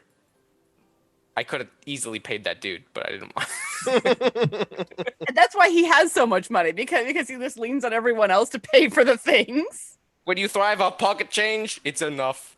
It works. You can make it. You can stretch it. Oh my goodness. So it's 20 gold apiece then to each person. That's Right now, like add 20 gold to each person right now. Oh it's no. 15, Or was it 60? 15 each. It was 60. Oh, I thought it was 80. My bad. Yeah. Sorry. Anyways, I was just like, wait, did I do my math wrong? I don't remember. So okay, so all right. I'm going to take that 15 and keep it in my personal funds. I'm going to keep that on my. Yes, and I have put the 15 in my own personal funds as well. 15 gold. Yes. Yep. Taking it. Not that you need it. Still doing it. I mean, that's fair. All right. So I'm going to say, if I can, real quick, Andraste, what would it take you to make more of those potions of continuous heal? I've already You purchased. see, I've already purchased the herbs and started working on it. okay, how long do you think till we have more? Well, I started working on it when we left Saltmarsh, and it takes what 3 weeks to brew, if Did I remember you- correctly. well, did you start potions of greater healing on the way here? I thought it was whatever the regenerative one was. Yeah, I'm pretty sure that it was potions of continuous heal because that would have been my first priority to get those ready. Yeah. So and- those you need to purchase because you actually went out in Saltmarsh Yes, and rolled a nat 20 on. yes. When I was in Baldur's Gate, well, not Baldur's Gate. When I was in Candlekeep, you said that I had purchased the Okay. the Gotcha. herb for that. Gotcha. You wrote off 100 or 1,000 gold. Yes, that's why I'm down to like 200 gold now. Gotcha. But Okay. I have it in my character sheet that I have the herbs for potion of continuous heal. And did you also have the herbs to make greater healing potions? Correct. Which one did you make on the way to Waterdeep? I would have started the potion of continuous heal. So that will actually be ready pretty soon. Okay. That being said, though, Remy, it might not be a bad idea to have the herbs ready to make a second batch if necessary. So it cost me 1,000 gold in Candlekeep. I don't know what it will be here in Waterdeep. Yes. How many potions can you make from that one Well, the maximum reagent? that can be on any plane on a single plane of existence is 5. Ruckus has 1, I believe. Correct. Ruckus has 1, and I think he's the only one who currently does. So there's 4 that are going to be brewing that are currently in process on the ship. Okay. So I can make up to 5 with 1,000, which is nice. And in case of emergency, we No. got There can only be 5 on any plane of existence. Yes, but let's say right now, before you finish that process, we got an emergency one right here. Hold on. There can only be 5 on any plane of existence. Does that mean we could make 10? And then put 5 of them into the bag of holding? No. We can't glitch out the world. I think we've actually had this conversation and tried it, and Have it we? didn't work. That would have been brilliant. Because I think we were like, hey, there's a loophole there to be exploited. Indeed. Okay, sounds good. That's all I really wanted to say. Yes, no, I've been working rather diligently to make sure that we have potions for the coming conflict. All right. So, anything else you want to do here? So, Ulysses comes back, and he actually has a bag of holding. He pulls out the boots, which they are stylish, but they are two-tone green.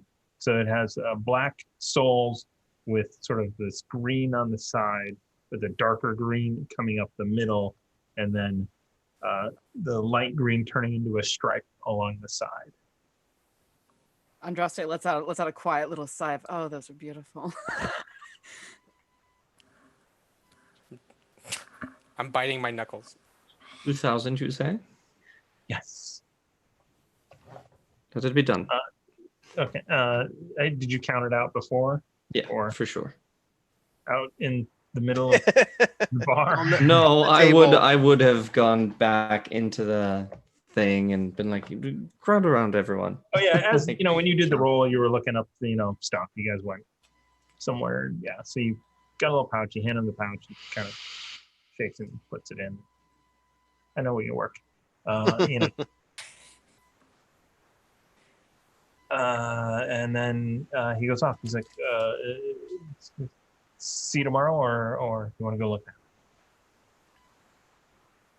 now?" What time is it? It's 8-ish. So we'll say it's like a Thursday night. So it's not quite. I could go with a not walk Monday. to kind of People are break looking these at it. in. All right. Let's- So what we are going to do is we're going to take a quick break, and then we will be right back. Is everyone okay? Is everyone okay if we go a little bit long? Yeah. I don't know. We'll see. I have to wake up at like 5 o'clock. So let me hit this be right back, and we will return very shortly as soon as we can all use the restroom. we just add another episode. We want to be. But there's only 10 left, so we're gonna cut out. We're gonna cut out rescuing the god.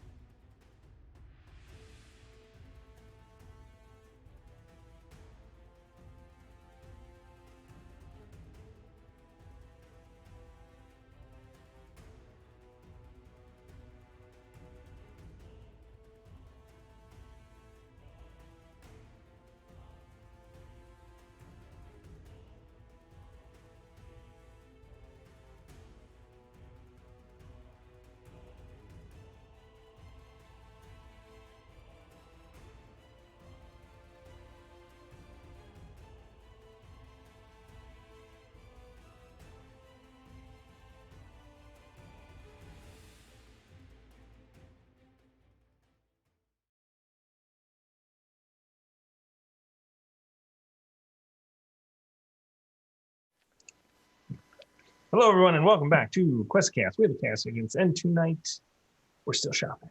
I was going to say, it's a shopping episode. And We're I'm rich. still in Hey, Waterdeep. in this shop, but We just got here. yeah. Wait a So minute. before we get too far, we've got some bits that Tamago Tora has generously donated to us 53 minutes ago. Nice. I'm just assuming here because it was so long ago. 500 for you guys and 500 for me. Leave it in two different Thank you, sir. sections. I mean, But so thank you, Tamago Tora. Thank you guys for the subs and the follows. We appreciate it.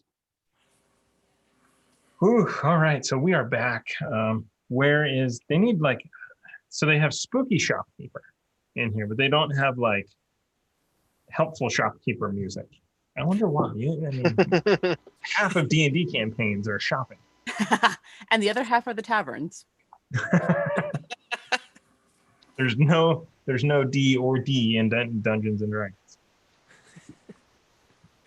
Nope. Walking right on past that. Nope. I'm just gonna No, say no. at some point I want to go over to the. See, I'm just getting right into it. At some point, I want to go over to Broxley and see if we can get a few kegs of ale for the ship and for our journey, and any kind of provisions that we can need to.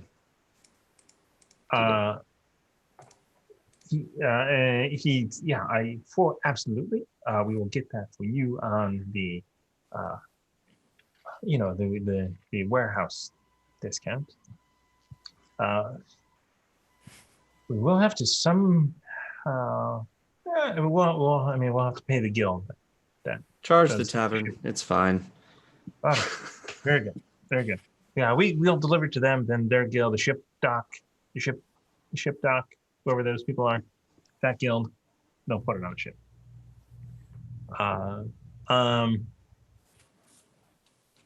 And I want them to, and then I'll want to ask Rachel if I can get a bottle of really good whiskey that we have as well for the trip. That's not a problem. That will be your entire next 10-day roll. We'll eat up those spots. Nice. All right, so then you guys head over to this shop, which you walk in and you do see it is not just magic items. In fact, it is a clothing shop as well. So Andraste, you in fact with the fall the winter fashion in full swing, you see winter clothes there, both practical and impractical, yet looking practical. That's for your highfalutin. I'm going to look very, very nice and be not quite as cold as normal. Is there something in between where it's practical but looks good? Yes, you absolutely find whatever you are looking for that you can describe here or in the Discord. I'll put it in the Discord later. So there, there's leather gloves, boots. You actually notice Remy, you see the perfect pair of boots, but they're just regular boots.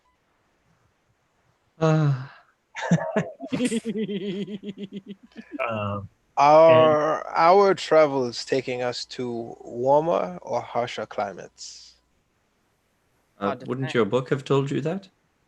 Ooh. Is it north or the shimmering? Is it north?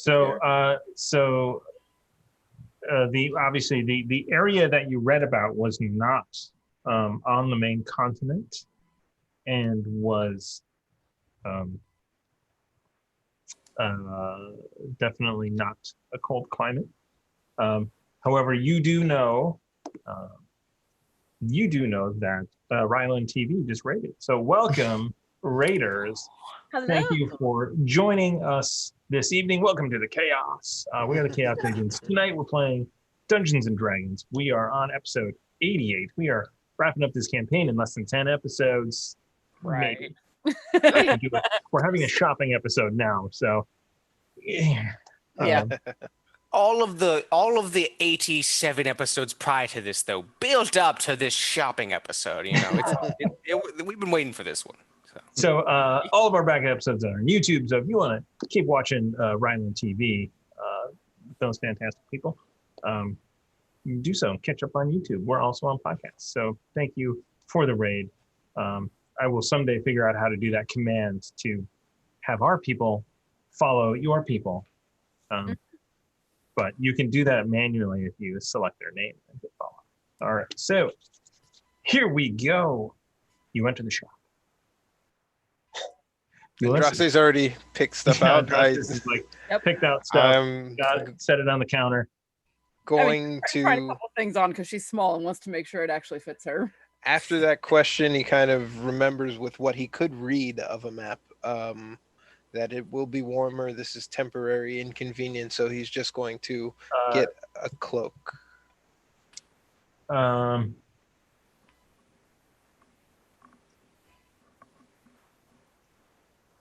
Give me an intelligence check.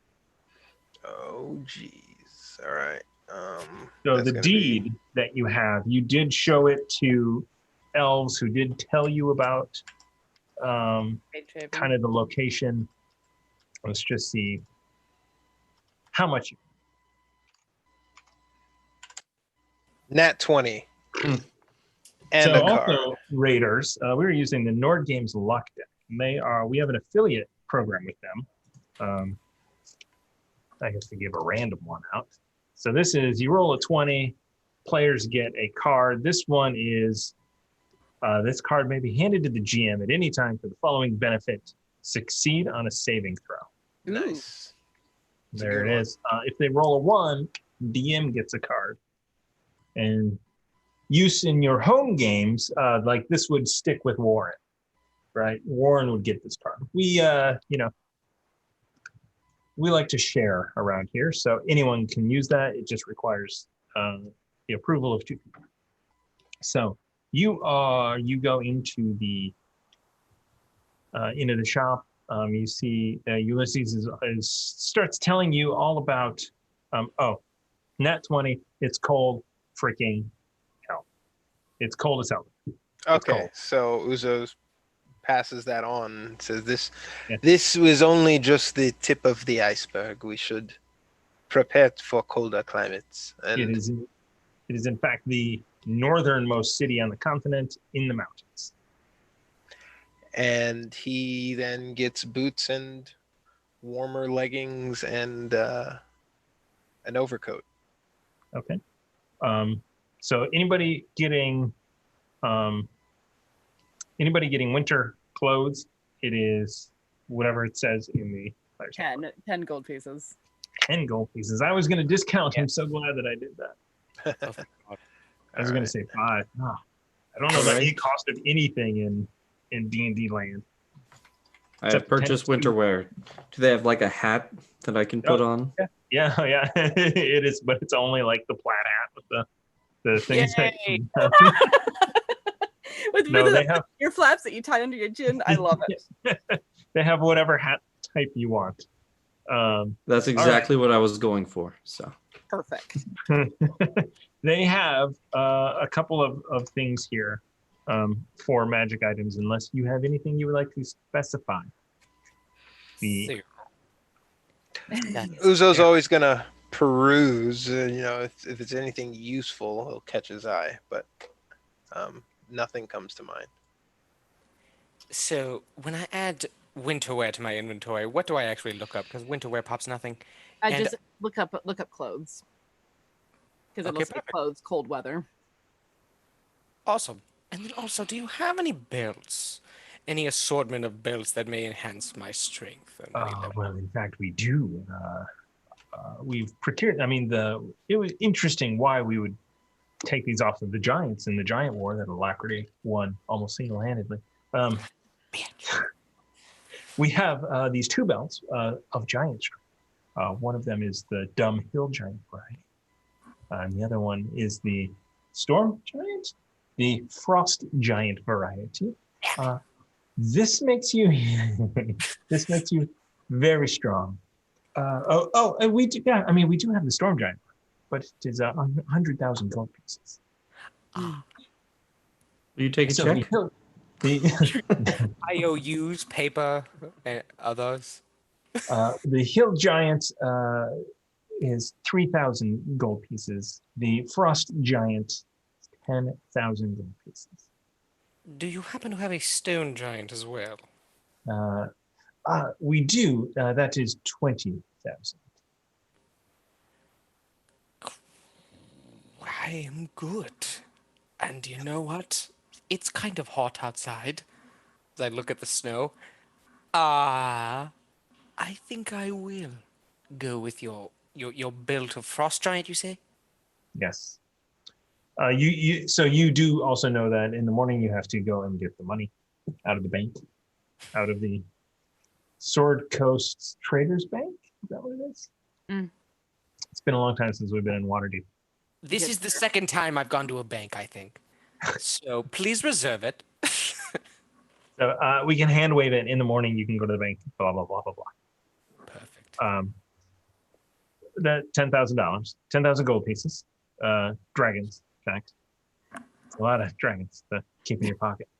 All right, Evidently, so I had we it. have a longsword +2. We have a bag of beans. No. All right. How much for the bag of beans? You It's, don't it's, understand. What's it do? Ah. well, it's 11,000 gold pieces for this bag of beans. Oh, good. Heavy cloth bag, 3d4 dry beans. The bag weighs 1/2 pound plus 1/4 pound for each bean inside it. If you dump the bag's contents on the ground, they explode into a 10-foot radius expanding from the beans. Each creature in the area, including you, must make a DC 15 dexterity saving throw, taking 5d4 fire damage. On a failed save, fire ignites flammable objects. If you remove a bean from the bag, plant it in dirt, sand, and water it, the bean produces an effect 1 minute later from the ground where it was planted. And then it says see the DMG, so I'm wondering if it recharges, or because that's a lot of money for 4 Well, beans. it'll tell you what the effect is in the DMG, I Yeah. imagine. I'm reading it right now. Like 1 is 5d4 toadstool sprout. If a creature eats a toadstool, roll any die.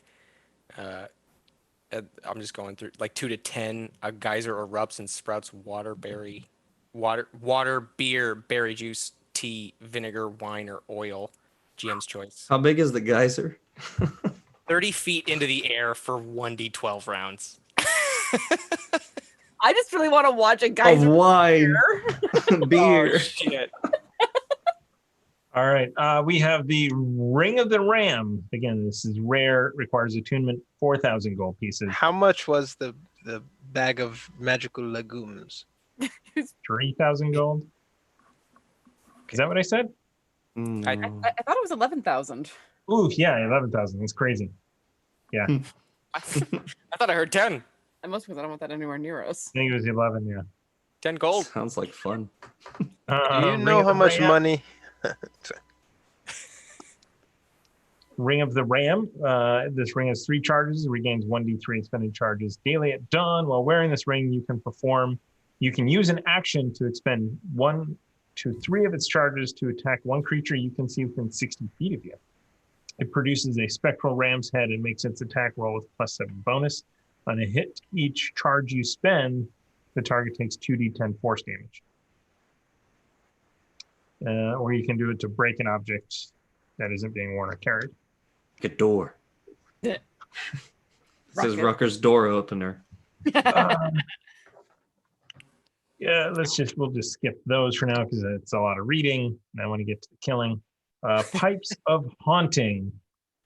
That's what they look like there. You must be proficient with wind instruments to use these pipes. They have 3 charges, and you can use an action to play them. Expend 1 charge to create an eerie spellbinding tune. Each creature within 30 feet of you that hears you play must succeed a DC 50 wisdom save or become frightened for 1 minute. DC 50? 15. Okay, I wasn't the Oh, one who heard that. If you wish, all creatures in the area that aren't hostile toward you automatically succeed on the saving throw. Um, how much is that? I need to go back to Xanathar's. Back to Xanathar's. Would proficiency with a flute count for that? Because Yes, absolutely. 300 gold pieces. What? Seems useful. right. And it does not require attunement. Eyes of minute seeing. These crystal lenses fit over the eyes. While wearing them, you can see much better than normal out to a range of 1 foot. You have advantage on intelligence investigation checks that rely on sight while searching an area or studying an object within that range. 500 gold.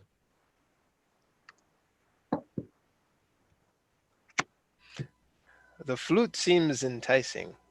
Doesn't it though? I am intrigued. I've got maps.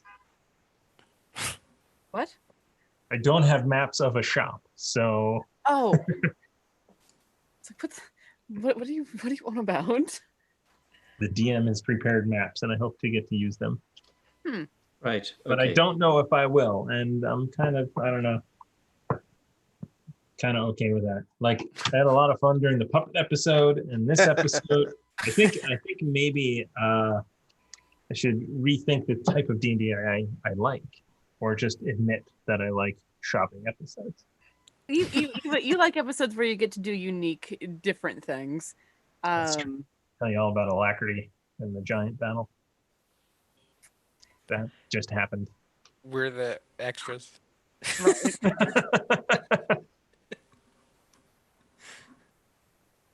So if we want to hand wave a little bit, I do have a couple of things that I want to like sell off and get rid of. I have a lot of extra armor for some freaking reason.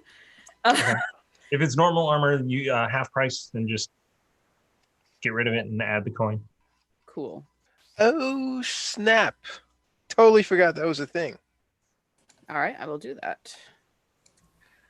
So I put a whole bunch of things in front of the guy. And so, how much would you take for all of these items in bulk? And it is a thornwood whip sheet for the thorn whip casting. A Is it vial. Huh? Is it a spell scroll? Yeah. It is a spell scroll. A vial of golem dust. The quiver of Alonia, which I never really used. Almost as new. Most as new. As new. And Okay, so I don't see golem dust. Was that just like you? I collected that after we killed it. Yeah. Okay, gotcha. So that's not like a. I'm trying to sell it to him as a collector's item. I mean, but some of these are magic items. So what's Yes. the other? The thick wood thorn whip spell scroll sheet. The quiver of Alonia is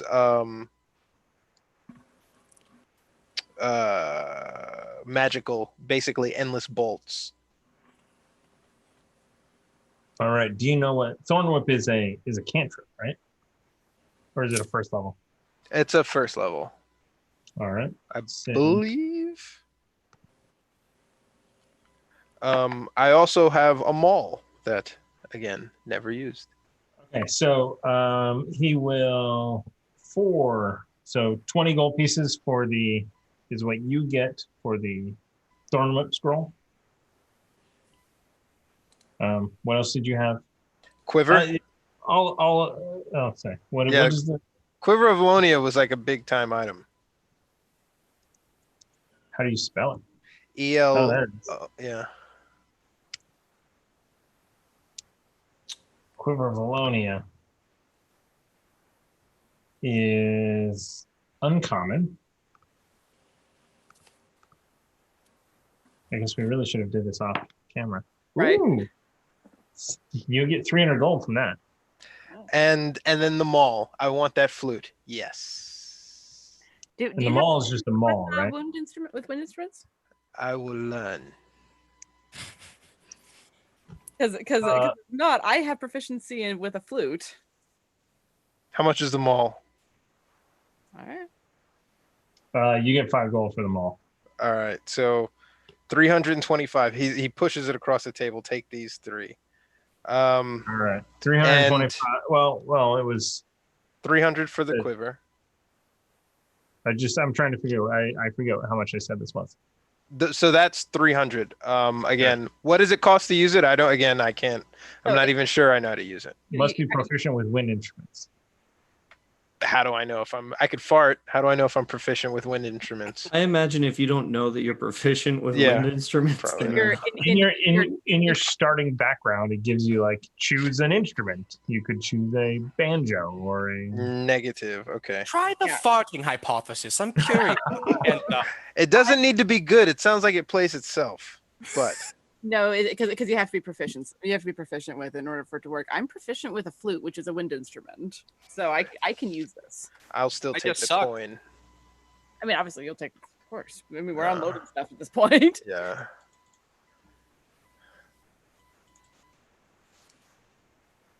But making it so that can you read the description of the item to me again, Thomas? I'm sorry. Of which one? The flute or the pipe. Yes. You can use an action to play them and expend 1 charge to create an eerie spellbinding tune. Each creature within 30 feet of you that hears must succeed on a DC Wisdom saving throw or become frightened of you for 1 minute. So they cannot move closer to you, and they have disadvantage on attacks against you. That is the frightened condition. Okay. And how much did you say for those? Chat. This is where we need the YouTube instant replay. Yeah, we're just testing you, really. How about now? It was 300 for the flute, right? 300 for the flutes. 400 for the ram. No, that was way more. That was 3,000 for the ram. I thought you said 5 for the last one. 500 for the minute eyes. Yep, that's it. So 300 for the pipes, 500 for the eyes, 11,000 for the bag of beans. Oh, nice. Oh, my beer geyser, no. Thank you for doing the Gale Force 9 spell cards link. That is also our Amazon affiliate link. Hey, I think I'll grab the pipes of haunting because I'm proficient with flute and can use it. All right, Pipes of Haunting. You can use D&D and Beyond, who we also never thank, but we should thank for their providing us with content. So thank you. We do thank them every newsletter, so you should subscribe to the newsletter because what it does is it gives you the title I think I'm going to name an episode on Sunday, and then by the time I get to making the graphic, which is 10 minutes before we go live, and then I change what it is. This episode was going to be totally different, and I realized I just wanted to. Yeah, I was looking at the description in the show schedule, and I was like, Thomas, what are you doing? Did you see the first version? I hope I didn't see the first version. I think I saw the one that was there like 5 minutes before we started. Wait till they find out who the Open Lord is. I think that's what it was. So yeah. We all. So I mean, I know that this is kind of a spoiler for when this does happen, but after the Foxy Irregulars are done and over, there will be a short shot with Alacrity. So I'll just say yeah, the story everybody's been waiting for. This is going to be this giant invasion. You know how many levels she got killing all those giants? Oh my god. My God. And here we are on milestone. God damn. I know. Alacrity of the rings. Yeah, she was like every week she's leveling up. And sounds like my Descent into Avernus campaign. Nice. All right. So that's like every hour for us in game, then, right? Like the time. Exactly. Okay. Killing Anything me. else you guys want to do? And if we can also retcon some of this stuff. If like you go back, well, you're heading to a city that rivals Waterdeep in its awesomeness. I did buy the Story. thing. All right. Cool. The belt. Yeah. Belt the dragon. Well, I'd imagine Remy wants to spend some time with his family a little bit. I didn't want to split the party, but I did want to go to see and say goodbye to Randall. Right, and I mean, I don't need to role play it out, but Andraste would, basically see go to the Lawyers Guild and make a last will and testament type of thing, check in with her cousins, make sure they're provided for, do all the things to set affairs in order before going into what may be a deadly situation. What will be a deadly situation we may or may not survive. So she's getting her affairs in order. Awesome. So that's actually that's good to know. Let's not rush anything. Knowing that next episode will be an episode. Combat heavy. Okay. Next episode will be combat heavy. I am rewriting some of the ship rules, ship combat rules, because they're terrible in Ghosts of Saltmarsh. I won't argue that. Plus, you guys have breech loading cannons now. That's one thing that Nobody else has that. Yeah. So what that does is it reduces. It used to be 3 actions to load, aim, and fire, and now loading and aiming is 1 action, and then firing is the other action. So it only takes 2 actions to do it. That's great. So, okay. So since we're not going to rush anything, you guys spend as much time as you want there before eventually he's like, I got to go back. And you guys get all of your cold weather gear, your belt of giant strength. I'm going to see, you know what? It was still open. You ran down to the bank, got the money, came back. There we go. I want my cold weather gear to be like furs and stuff like that, like draped over me. Yeah. Oh yeah. Not just like bear hides or anything like that, but like furs that are meant to cloak and warm. Yeah. Perfect. So you guys go and do that. You guys head back to the tavern. It is at this point settled down. People have sort of left the area. The lights are still up, but you can tell that everything is winding down. And the tavern still has a handful of people there who are, still enjoying being out by the fire. You guys walk in, and it's still nice and warm. It's toasty. Winifred and little Remy are they're hanging out by the fireplace. Is Broxley there? If you want Broxley to be there, he is. Yes, I want to just send him on a mission if he is. So he walks in the door. He's like, okay. Oh, Remy, good. I just took care of that provisioning machine. All good to go. All right, I'm gonna head out. No, before you leave, the night is still young. Well, if it is too much for tonight, I want to prepare for tomorrow. I would like you to prepare a keg, a cask, a cauldron, whatever it is, of hot chocolate for tomorrow morning to have delivered to the orphanage.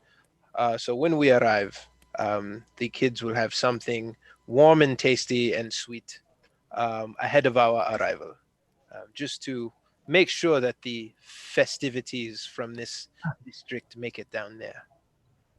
Right. Okay. That's easy enough. I'll just go talk to Avi and hook that up. Take it out of the boss tab. I lean in and I whisper. Okay. And it happened. Yep. Cool. Yep. All right. There it is. All right. So yeah. He heads out to take care of that. Good. So Winifred and little Remy are by the fireplace, and they are over there, and they're having a conversation. And as you get closer and closer, you hear that the voice of Steadfast, and they are having a conversation with like the shadow of the turret area. That's kind of it's there used to be a table there. Now it's not like hay, but it's a nice cloth like bench, and you look in and it's weird. Steadfast the horse is in there kind of hanging out. You see he's got a cloak on, like, oh, okay. Good evening, Steadfast. And little Remy just looks at you and is like, this horse talks. Indeed he does. Indeed he does. He tells us and pretty scary things. And Winifred gives you these eyes like he's kind of nuts. Okay. So and she goes, it was lovely to talk to you, Mr. Steadfast. We're gonna go. And grabs up little Remy and pushes you along forward towards the bar area. What did you? All right. Yeah, he apparently was also in the giant wars. Oh. Oh goodness. Well, I hope little Remy can sleep tonight. And you look at him, and as soon as you kind of walk away, he's, his eyes like, well, because it is getting late. Mm-hmm. At time. And I say to her, well, I do have my room here at the tavern. If you'd like to retire. Yeah, we should. We should. Yeah. We should, yes. Yes, yes. I haven't seen the place other than the bar. So sorry. I know I've been so busy with business as usual. I apologize. I'm not used to this. I'm sorry. Everyone, if you don't need me further for the night, I think I'll retire then. No, have a good night. I never need you for anything. Don't Go say to that. bed. Don't say that. You'll hurt my feelings. And we head out. And all right, so the three of you make your way up the stairs to the master suite, captain's quarters, if you will, and you go in. You kind of you talk about the library. Is it on the next floor? I really don't remember. This place. Uzo's room was the library. I think it was the second floor. I can't. Mhm. Oh, yeah. Uzo's resting in his room if you come in and show it off, I guess. Just kind of reading whatever he's reading, whatever he's reading, and it's an encyclopedia on blades of grass. He's just happy to have a book. He doesn't really care. Oh, okay. All right. So you guys, so there's actually a sitting room out there, and then there's a separate library room that had all the ferns in it. And I don't know if ferns are winter, but your garden has been converted over to whatever winter or annuals or whatever they call them. So all right. So so we sleep here. This is a big room, big bed. Yeah, I guess it is. But yeah, this is it. I wanted to talk to you both at some point. We will be departing in a couple of days, and as I've said before, I don't know if I will make it back. But I will do everything in my power to come back here, to to return safely. Should I not, Winifred?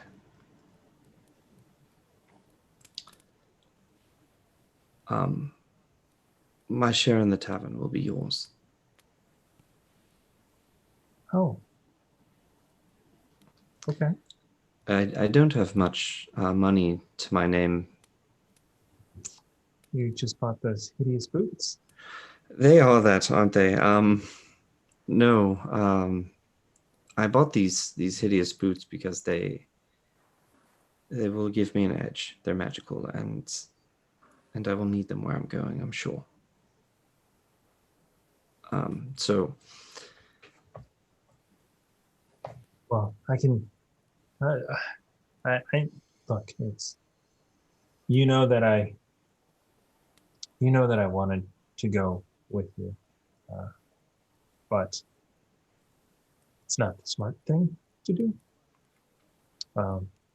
You brought us here to a building that you own in the North Ward of Waterdeep,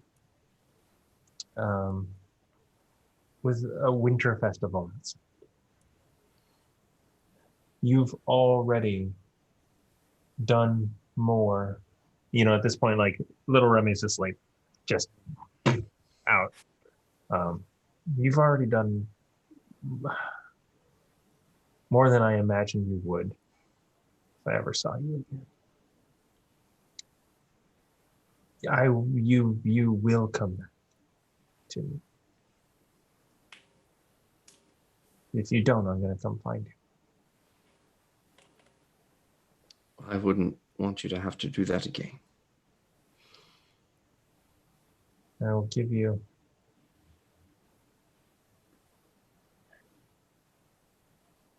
2 months. After 2 months, 60 days. I'm going to get a ship and I'm going to go through that gate.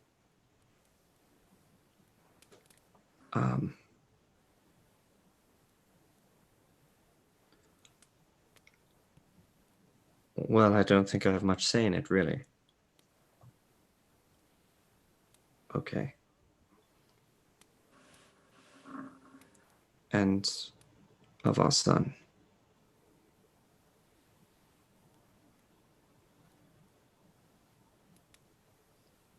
What would happen to him should that occur?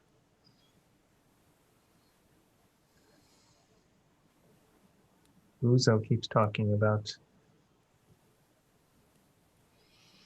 a place for kids to learn. I mean,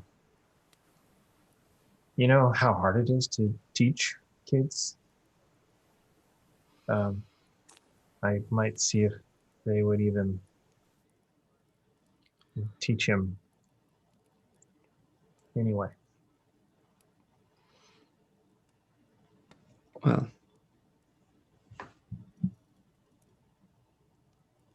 I think that he should have at least one of us. And if I don't come back in 2 months, that that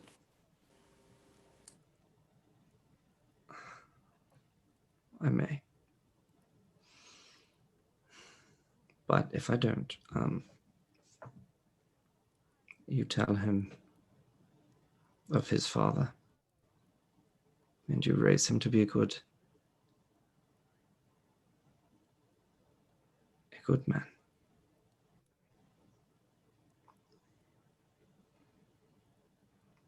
And when he's old enough, you give him this. And I pull out the short sword from the drow that stabbed me that night on the rooftop.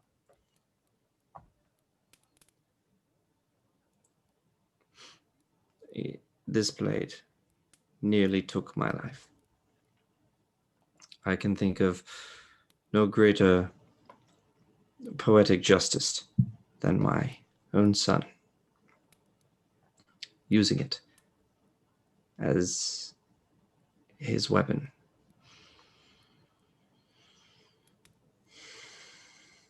In your mind, you just hear, "What, am I not good enough?"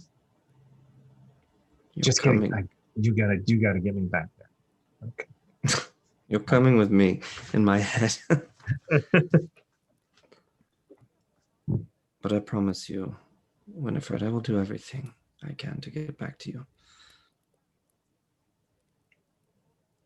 I don't plan to die. But, not many do. Well, today was quite the day.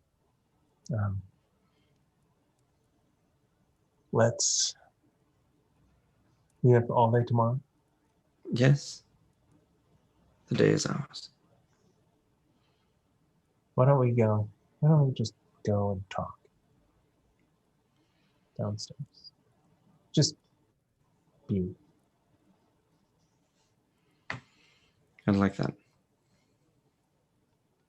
She maneuvers little Remy to tuck him into the bed, and it's like, let's just grab another drink. She grabs your hand and leads you out downstairs, back to the bar, to table in the corner, not near Steadfast, and you guys just sit down and you guys just hang out down there. So I'll say maybe an hour. Like, you guys had a really deep conversation up there, and it took you a while, longer than we role played out. Mm-hmm. So down in the bar, while that's happening upstairs, what are the rest of you doing? Was that muted? Uzo retired up to his room, not really much sleeping again, reading and just kind of like stopping to think, but then opening it up to read again and changing the source material. His mind is like busy, but he's just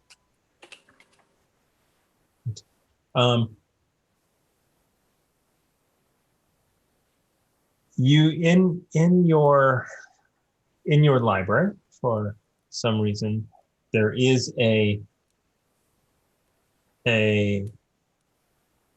training.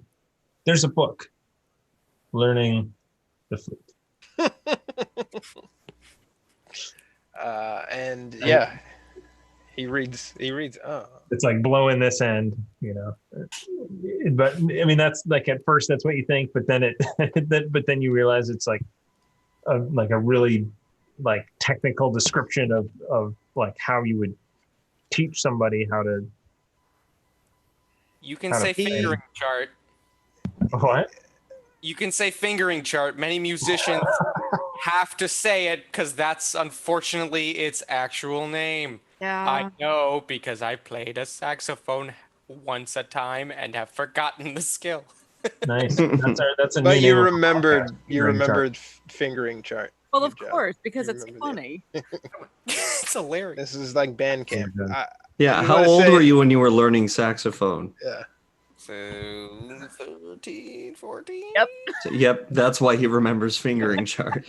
But they printed it. They knew what they were doing.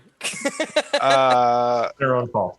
Uzo's going to minor illusion some mock flutes to sort of mimic, that stuff. He's just up there illusioning the night away as he's reading stuff. Yeah. Ruckus, you walk by and see Warren with a. Yeah. Is that the point where they walk in? I've got like a minor illusion flute and I just look over. That is one sexy flute, man. All right. That's my night. Yeah. Okay. Ruckus, are you doing anything special? I contemplate and try and go into my mind palace and think, did I see a ring of jumping in that shop at any point? No. And that's only because they had 3 belts of giant string. Then I will spend 3 hours in my mind palace and then go, damn it! Unless Andraste wants the ring of jumping. Not particularly. I am, although I will say I'm delighted that at your Sherlock Holmes reference with the Mind Palace there. I knew you were the only one that would get it. I got my boots of speed, and so I'm very happy. Thank you, Thomas. Thank you. I'm just being gluttonous. Nice. Okay. And then Andraste, you do eventually see your cousins who show up, and they're well, they don't look much older at all because they're elves. And Nope. but So yeah, I'll gesture them over and catch up a bit. I know that they're getting to about the age where they may claim their adult names, so I'm feeling them out, seeing how they're doing with that. Just get a sense for how they're doing, where they're at, because I'm going to be leaving, in my last will and testament, my share of the tavern to them. So, but if they're minors, it'll be a little tricky. So one thing that I don't know if it surprises you, maybe it does. They worked in the tavern for a little while, but you know that they had other skills. They had combat skills, and and the work at the tavern has become part-time to sort of, I guess, adventure. They, you know that they're first level, so they're not commoners, but they're capable against giant rats or Against what? a giant rat or some bandits. Rodents of unusual size, perhaps. Yes, but not a bandit captain, because that would just destroy them. Yeah, no, first level. Oof. Well, and I mean, I suspect that leaving it to them will be more along the lines of, my share of the proceeds would go to them, much like it has been to me. Right. But I would sort all of that out. But talk to them, get to know them a little bit better again now that we've spent better part of half a year apart. So they you guys, I'd probably say you guys talk into the night. Until you can't take any more and meditate. I would say though that when I see Remy and Winifred come down, I would take the kids up to my room to continue chatting, because I would like to be elsewhere. Bring a drink with me. So so that happens. You guys spend as long as you want. It's awesome. And then back down in the tavern, it's just you and Winifred hanging out and talking. Wait, where's Ruckus? He's in his mind palace. Yeah, for 3 hours, and then I go, damn it, and then I go to sleep. Like, I just storm. But was he in his mind palace in the bar or in the turret? In fact, he was in his mind palace. And Steadfast was talking to him the whole time, but he's just like, was it around those boots? It might have been around, and just I think it was on the second shelf. Possibly. Steadfast is like, you're an amazing listener.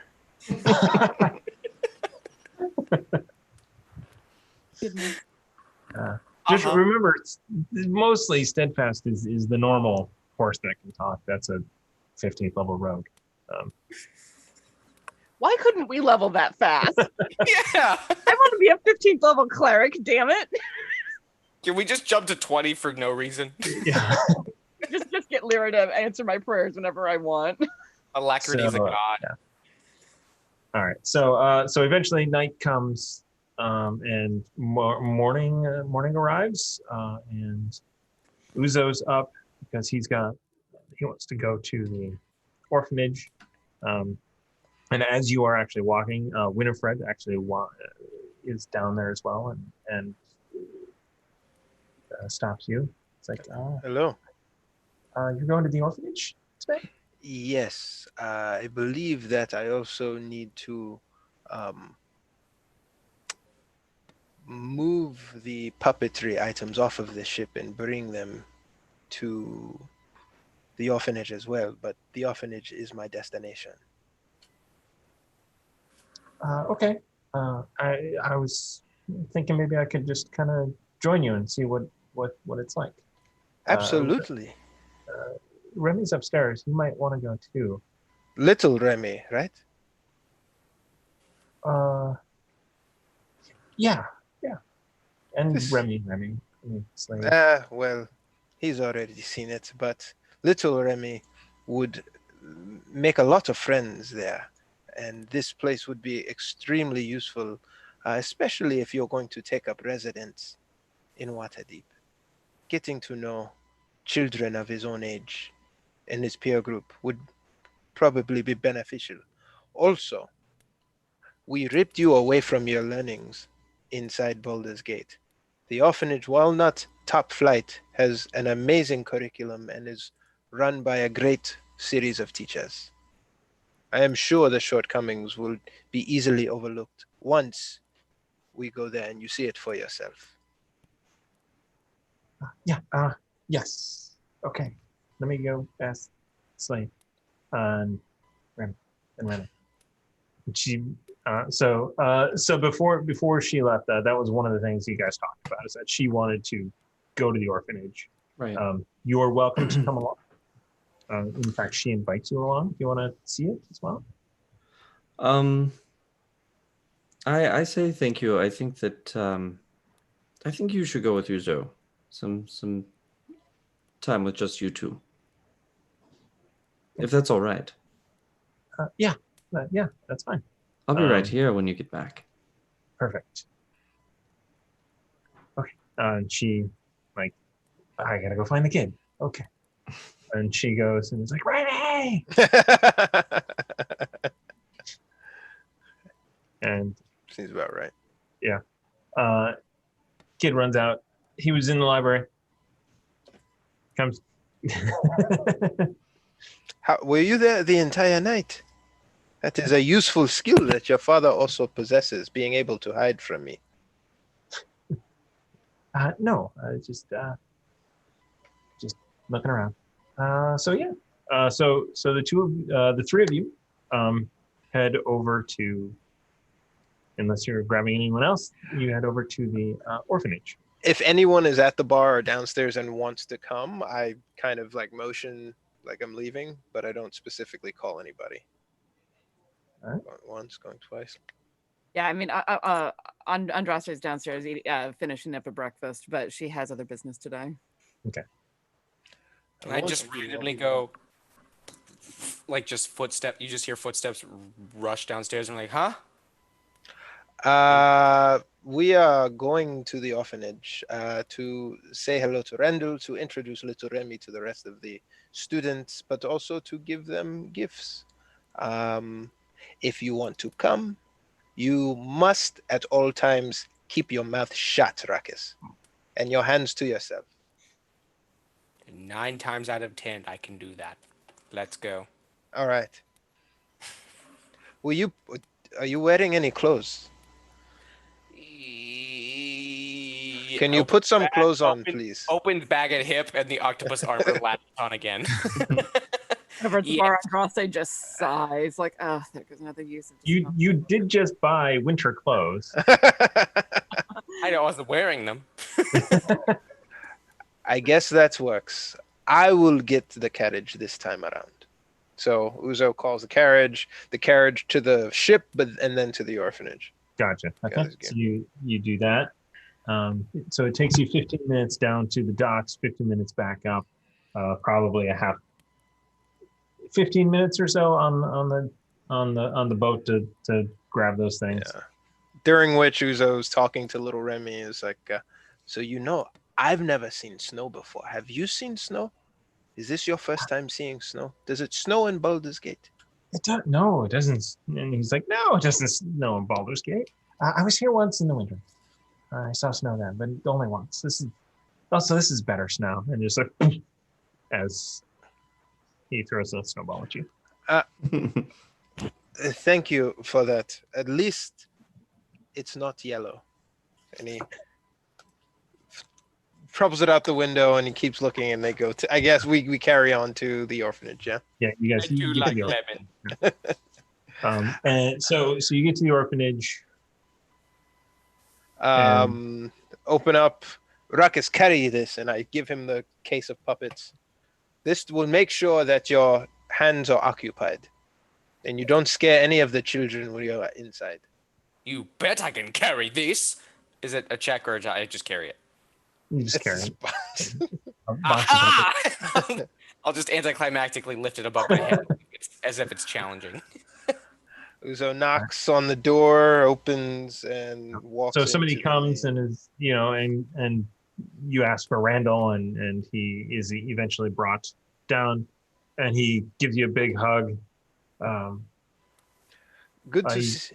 Yeah, good to see you again, my friend. It was very curious if I was ever going to return, but here I am with additional friends and some supplies for the children here. These puppets should make for good use inside of the playroom. It's a lot of fun. He starts to marionette him, and then he stops, and then he puts him back in the box Ruckus is holding. He says, but here are two new friends that I would like to introduce you to. This little one is Remy Jr. Yes, Remy Jr. And this one is his mother, Winifred. They are from Baldur's Gate, and I told them I've been singing the praises of the establishment and hoping that you can take this one on as a student, even though he does not meet the criteria. Of course, yes. We should. I should talk. We should talk and tell you about things. As you sort of like, as he's like, I should tell you about things. As you see, two older kids come down in uniform, in basically boarding school uniform, and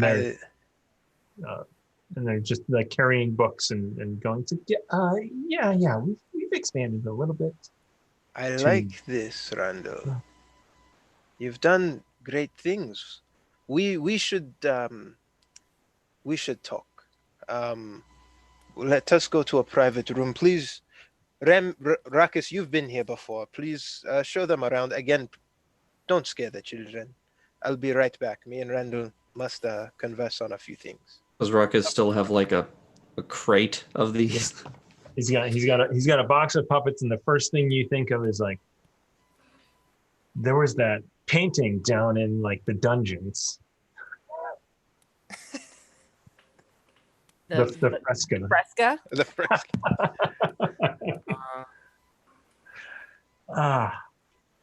Randall, I am back in the city, but my time here is short-lived. I don't know if this is going to be the last time that we enjoy each other's company, because I am going on a mission that might be extremely dangerous, but there is a bright spot. Medusa from our childhood is guiding me. She is waiting for me in Porthoria with more information. She is alive and is an emissary of the dragon Bahamut. I've not met her yet, but I am excited because in a 10-day maybe we will be reunited. After that point, we go on to try to free the deity that has given me the powers to give us such luxurious gifts and to share it with the children of Waterdeep. With that said, I want to entrust you all of the wealth I have amassed and my share in the irregular tavern indefinitely. Whether I make it back or not, it is yours, and I hope that you spend it well here. The second part of this agreement comes at the little one that has accompanied me today. His father is also going on the journey with us. So while he may not meet the criteria today, he may tomorrow. If he winds up on your doorstep, treat him as if we treated each other when we were growing up.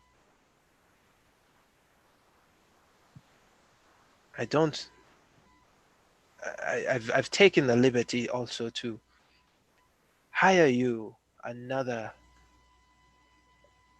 learned person, a dragonborn at that I met at Kendall Keep. So many stories I wish I could tell you, Randall, but I don't have the time.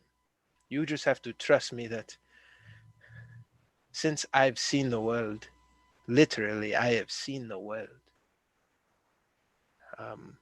But now I get to see another realm. And I don't know that this is a trip that I will make it back from.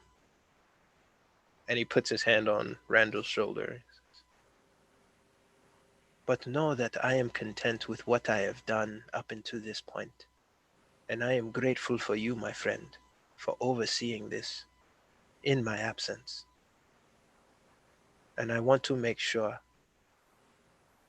that no matter what comes in the future for me and my friends, that you will continue this place and give so many a chance that we did not have. Can I ask that of you? My last favor of you. You're drinking from the decanter of water with all of this information. I know it must be overwhelming. Yeah, I mean, you just dropped a bunch of stuff on me. I mean, like 20, like at the beginning of this conversation, you said Medusa is, and is guiding you. Yes. And you know the platinum dragon. We have a few more days in the city. Are you okay? And he actually like puts his hand on your head. You Am I feverish? I'm fine. I tell you that it is a lot. The platinum dragon is the one who actually give me these gifts, and it goes further than that. Medusa was sent here by him to scout me at that age. We always thought she was just some good Samaritan. Her motives now mean nothing to me. Her deeds were still just as good and as valued as they were back then. It is a lot. But I fear that if I slow down to think about it and take it all in, I'll stop moving forward. And my path takes me to her, and then takes me into hell.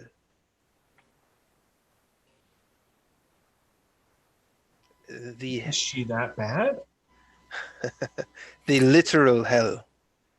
You see, my friend, I am facing off with a demon, a devil, and probably Tiamat at some point, if we make it that far. Yeah. Okay. So we've opened up a school. I can see. You've been busy. You've got adventures to share with me. Yeah. So another, I'm sorry, a dragonborn is coming? In my time in Candle Keep, trying to figure out more about Bahamut and the Silver Dragon, I should have just asked you about it. You seem to know more than I do. You are always into lore a bit more. I was just into survival, I guess. Whatever we use to keep ourselves busy. But I needed to learn more now that I can read. I did not share that with you. I can read now. Magic is a glorious thing. So I went to the only place that could tell me more information, because the details of what we needed to do were thin.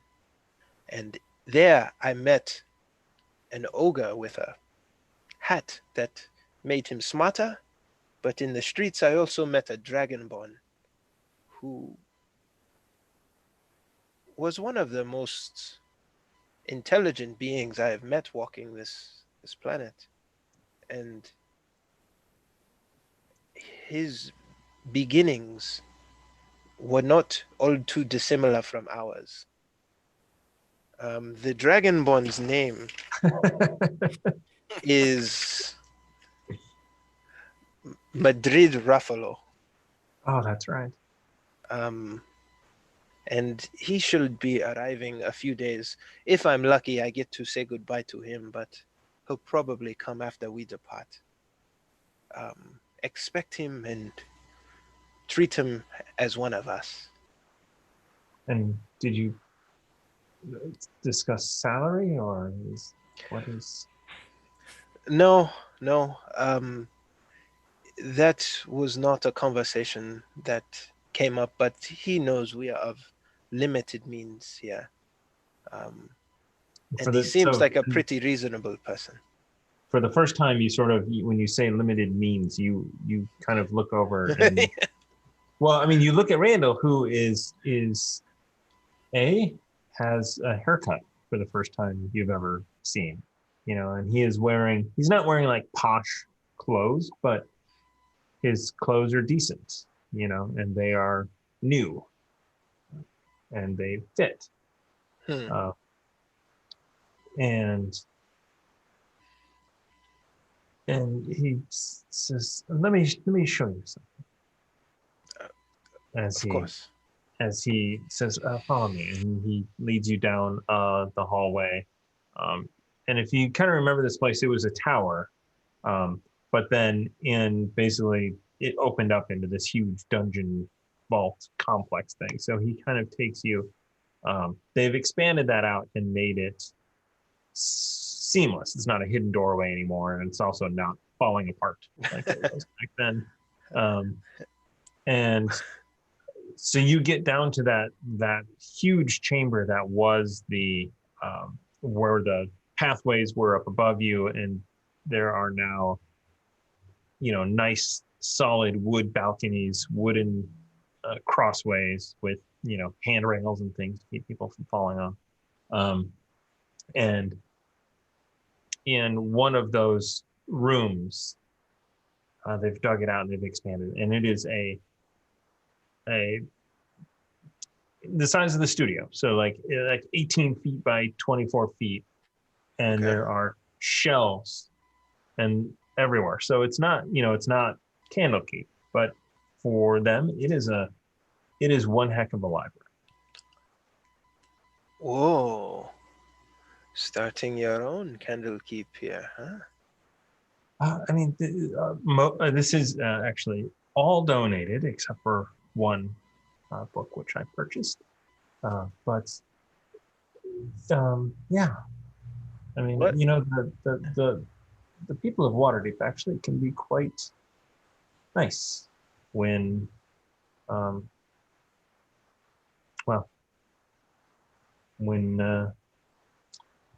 what's a nice way of saying it? Well, when you're not homeless. When you have the means. Yeah. I want to know more about the book that you saw fit to purchase. But I also want to remind you that you know the heart of these people.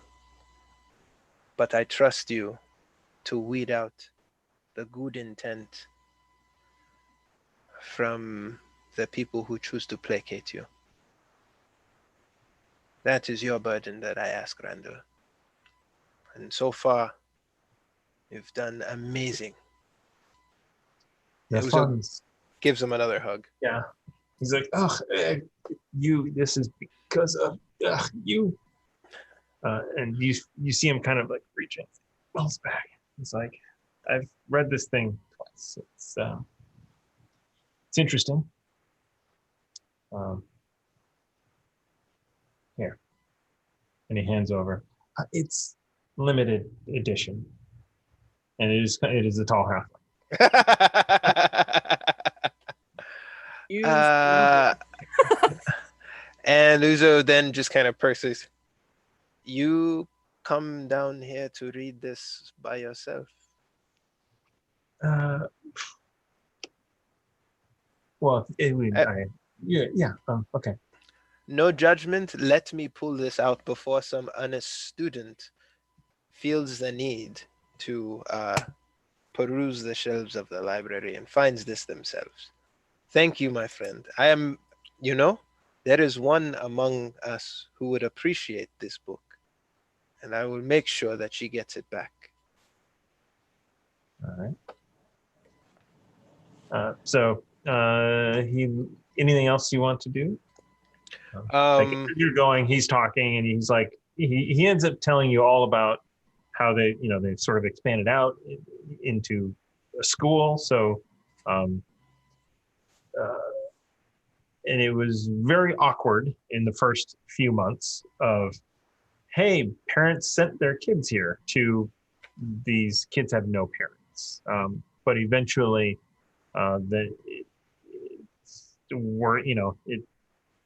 everybody, had to wear the same uniform, had to go to the same classes, and it ended up being a very great thing for the orphanage, and for the kids that were there. One rule to add to your guidebook: absolutely no bullying is tolerated inside these walls. Zero, none whatsoever. We will all get along here while we are here. And eventually you head back out, and you see Ruckus still holding the puppets, and Winifred is there as well, and just kind of, doing a little puppet show for little Remy. I apologize for leaving you in such horrible company. Randall, is it recess yet? Is there some congregation auditorium? Where are all the students? Are you that strict that you keep them locked down? You've seen students, walking around doing stuff. But yeah, so you get okay. I imagine, maybe not, but I imagine there's some like bell around, and Uzo just goes and rings the class bell. Bing, bing, bing, to get everyone out of the classrooms. And kids come out. So from 5 years old to basically 14, probably, where they're running off and killing monsters. And it kind of comes out. You see out of some of those rooms, like adults come out and like, what is wrong, Randall? What's happening? And he's like, oh, it's okay. We're going to gather in the auditorium for a bit. We're going to gather in the auditorium. Everybody head there, and slowly you see this congregation of people moving down and going. It is the room outside of the library. Is more kids than I imagine. Yeah, absolutely, more kids than you imagine. And just, they're confused, but they're also well behaved and listening to the. It's a magical place. Where kids pay attention. It's Hogwarts, this was not meant to be an official conducting, but we don't have pizza, so we just say emergency hot chocolate day. Yeah. All of this brought to you by come, and he pulls little Remy up in front of the group. By this one right here. He bought all of it. So before you get a cup of hot chocolate, you have to say thank you to him. Okay, one by one, just say hi, come on up, and he will hand you your cup. And he, you know what? He's actually pretty good at puppetry. totally confused. Little Remy is totally confused as one by one these kids are. Thank you, and they're equally as confused as it's very awkward until like it gets kind of like okay, yeah, thanks, okay. We thanks. announced pizza day at school. Everyone, like, it's like graduation. They're throwing their caps up in the air. And hot chocolate day. This is pretzel day at the office. All right. This is what More this ravenous. Is. Yeah. You get pretzel day? No, I'm like The Office, the TV show. Oh, okay. Yeah. All right. Well, hey everybody, we've just been raided by the Adventure Archive. Ooh. Welcome to the chaos. We are just role playing out one of our characters who started an orphanage in Waterdeep that has grown into a school, learning about all of the things that happen and having a hot chocolate day because it is winter in Waterdeep. And what goes better than cold and hot chocolate? Exactly. Right. Yeah, that's a thing. Nothing. I don't want to leave the party. I'm not leaving the party, but I definitely want to tell Ruckus and Winifred that they are welcome to stay. And,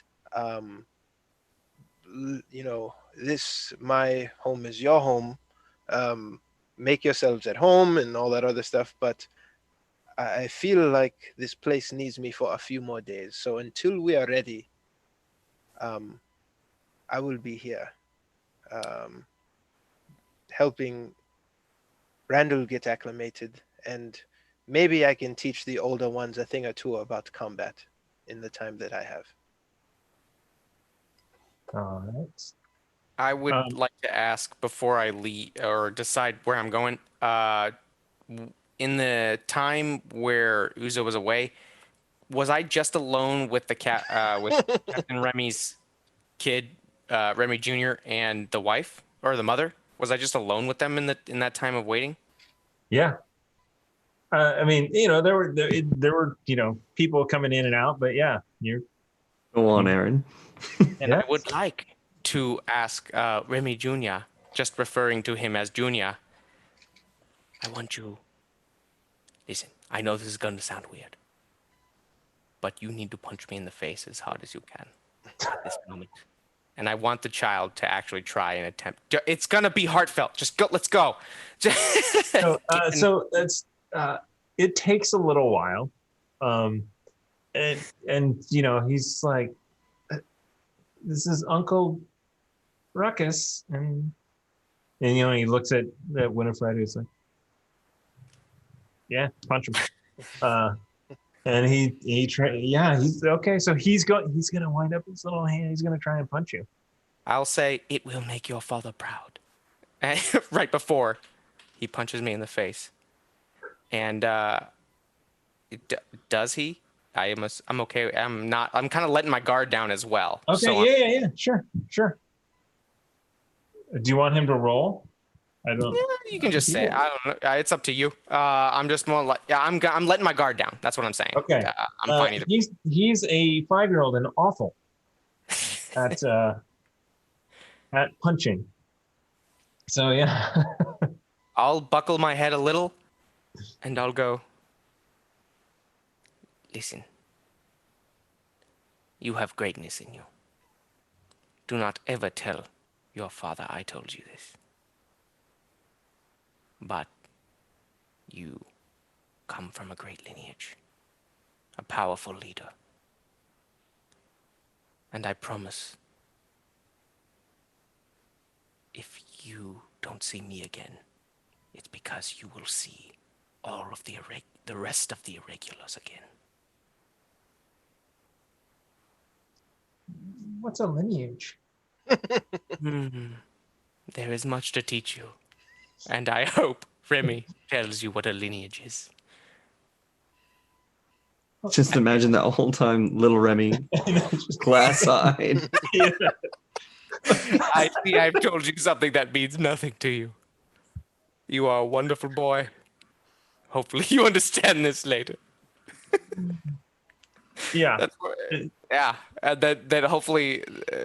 But Yeah. so we can yeah, normal. so I mean, you are leaning over doing this.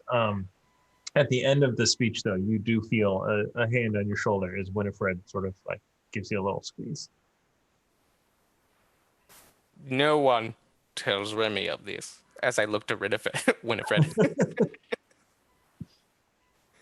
Very nice. All right.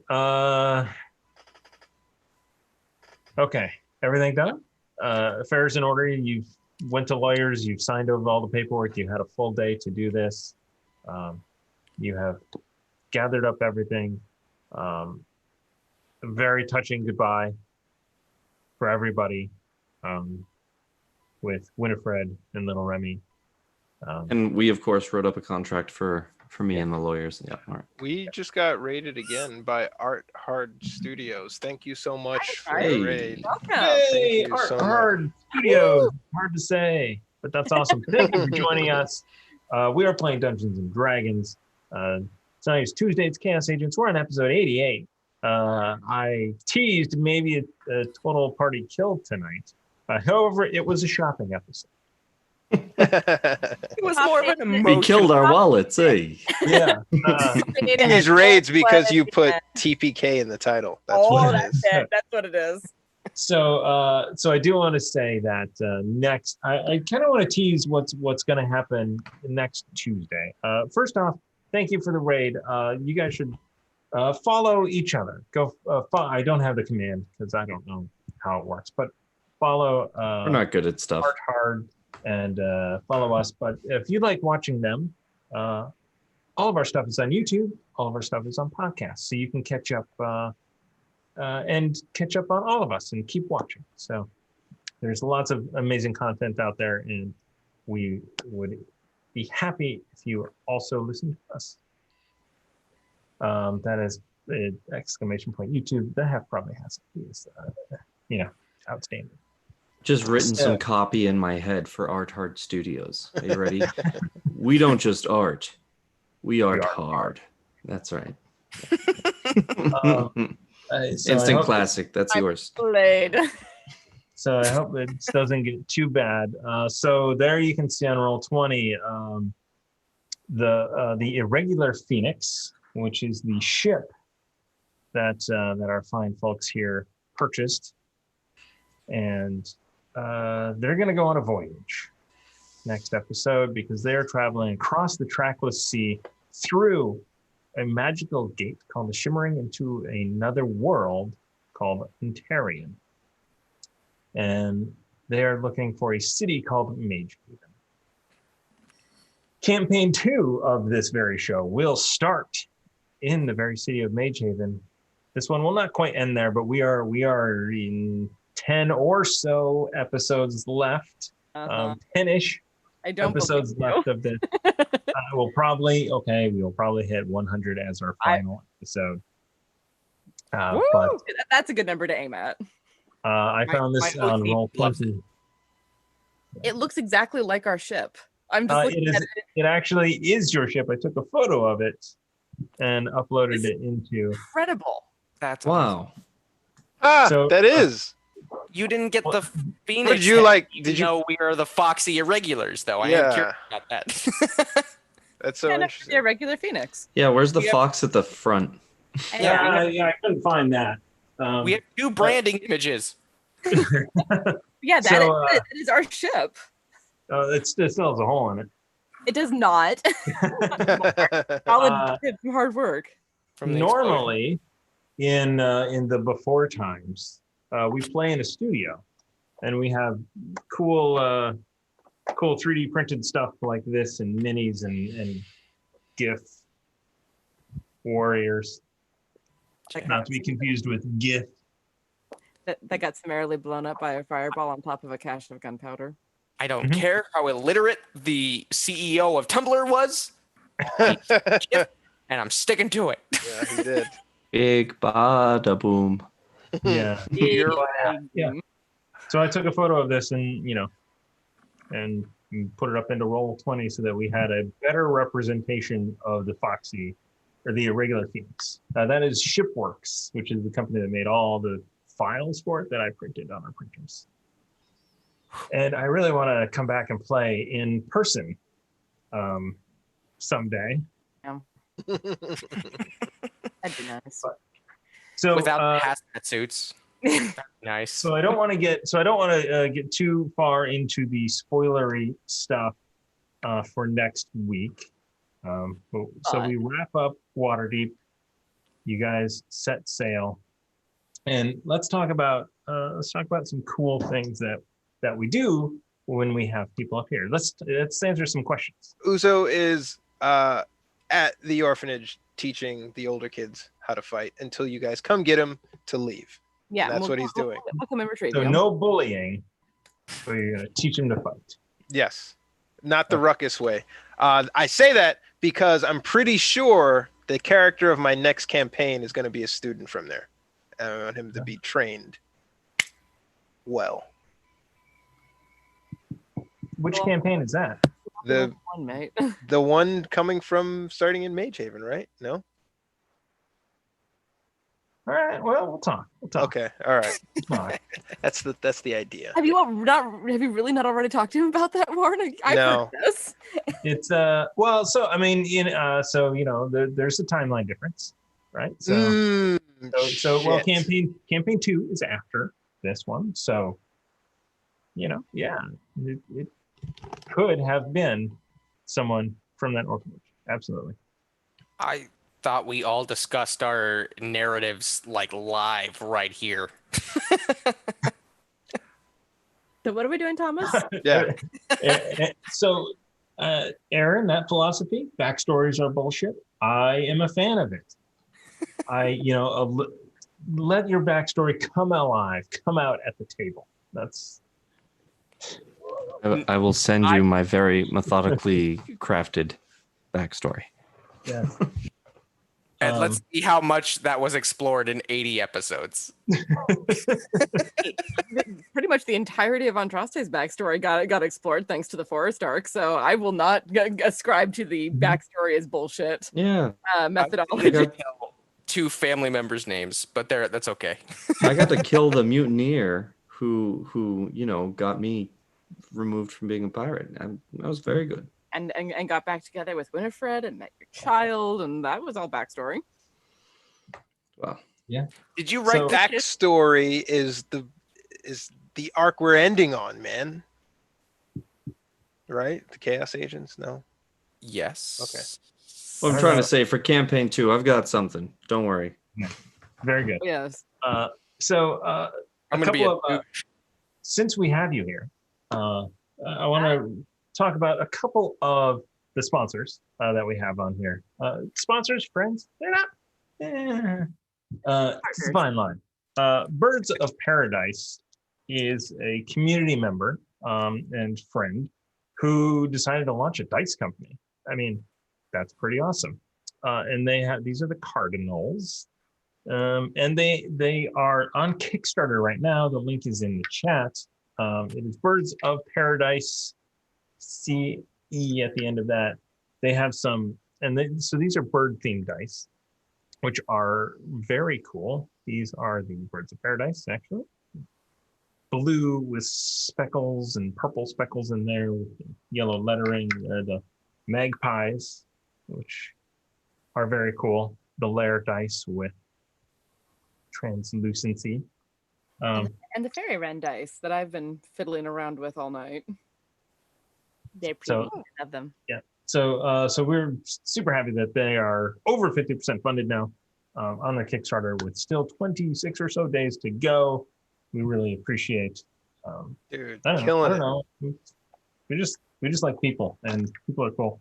The people at Nord Games are also cool. This is their older luck deck. I have a whole bunch of decks here, and in fact, books. Let me, it's a box of decks. You know who's It's a also deck in cool? a box. The people in our Discord. Our Yeah. fucking community is amazing. Andrea is part of our community. Her Kickstarter is crushing it right now. Congrats to Andrea. That's awesome. So we use their luck deck, which is called Fates and Foibles, Fates and Fumbles, Fates and Fortunes. If we use our code, you get 20% off anything, including this bestiary of these are undead. So this is the Dreaded Accursed book. So this is a third-party book with a whole bunch of new versions of monsters. So all your players that have memorized the monster manual, this is good to use for that.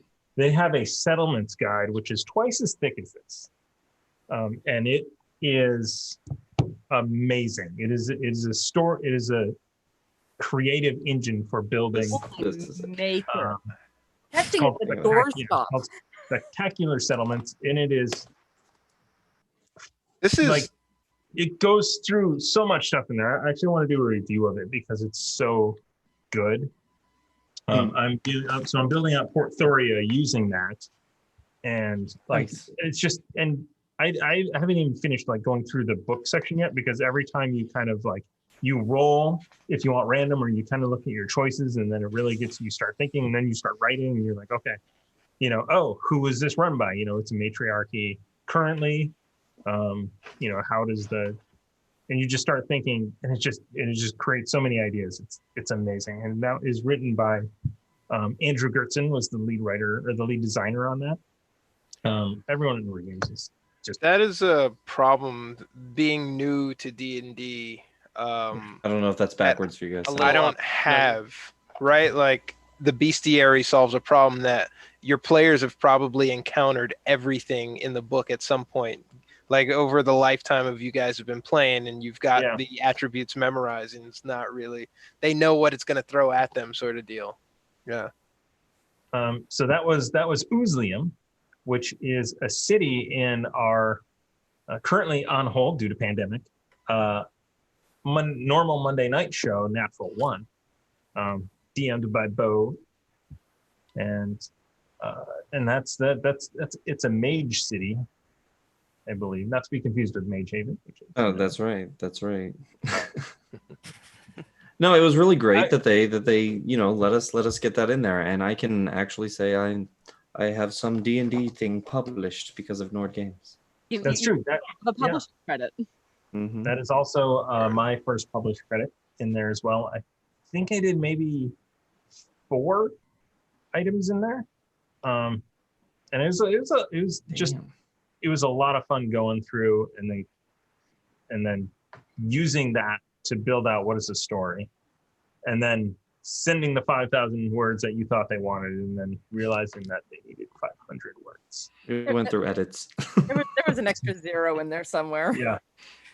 I mean, part of me was that, just building out the trading post. I was like, this is gonna be tough.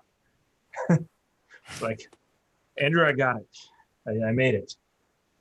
It's like, yeah, you gotta cut this down by 10 times. Oh. One of the really cool things about making those cities and using that as a template is that it actually gives you prompts like, hey, what is there an establishment here, or a famous establishment? Is there any intrigue in this place? It gives you little prompts to put kind of NPCs and characters in there that could affect the story. So they thought a lot about what they were doing to help the DM, and you can tell. Yeah, very good product. So I don't know if I should keep talking, but if you guys have any questions, we will look. We'll answer some questions now.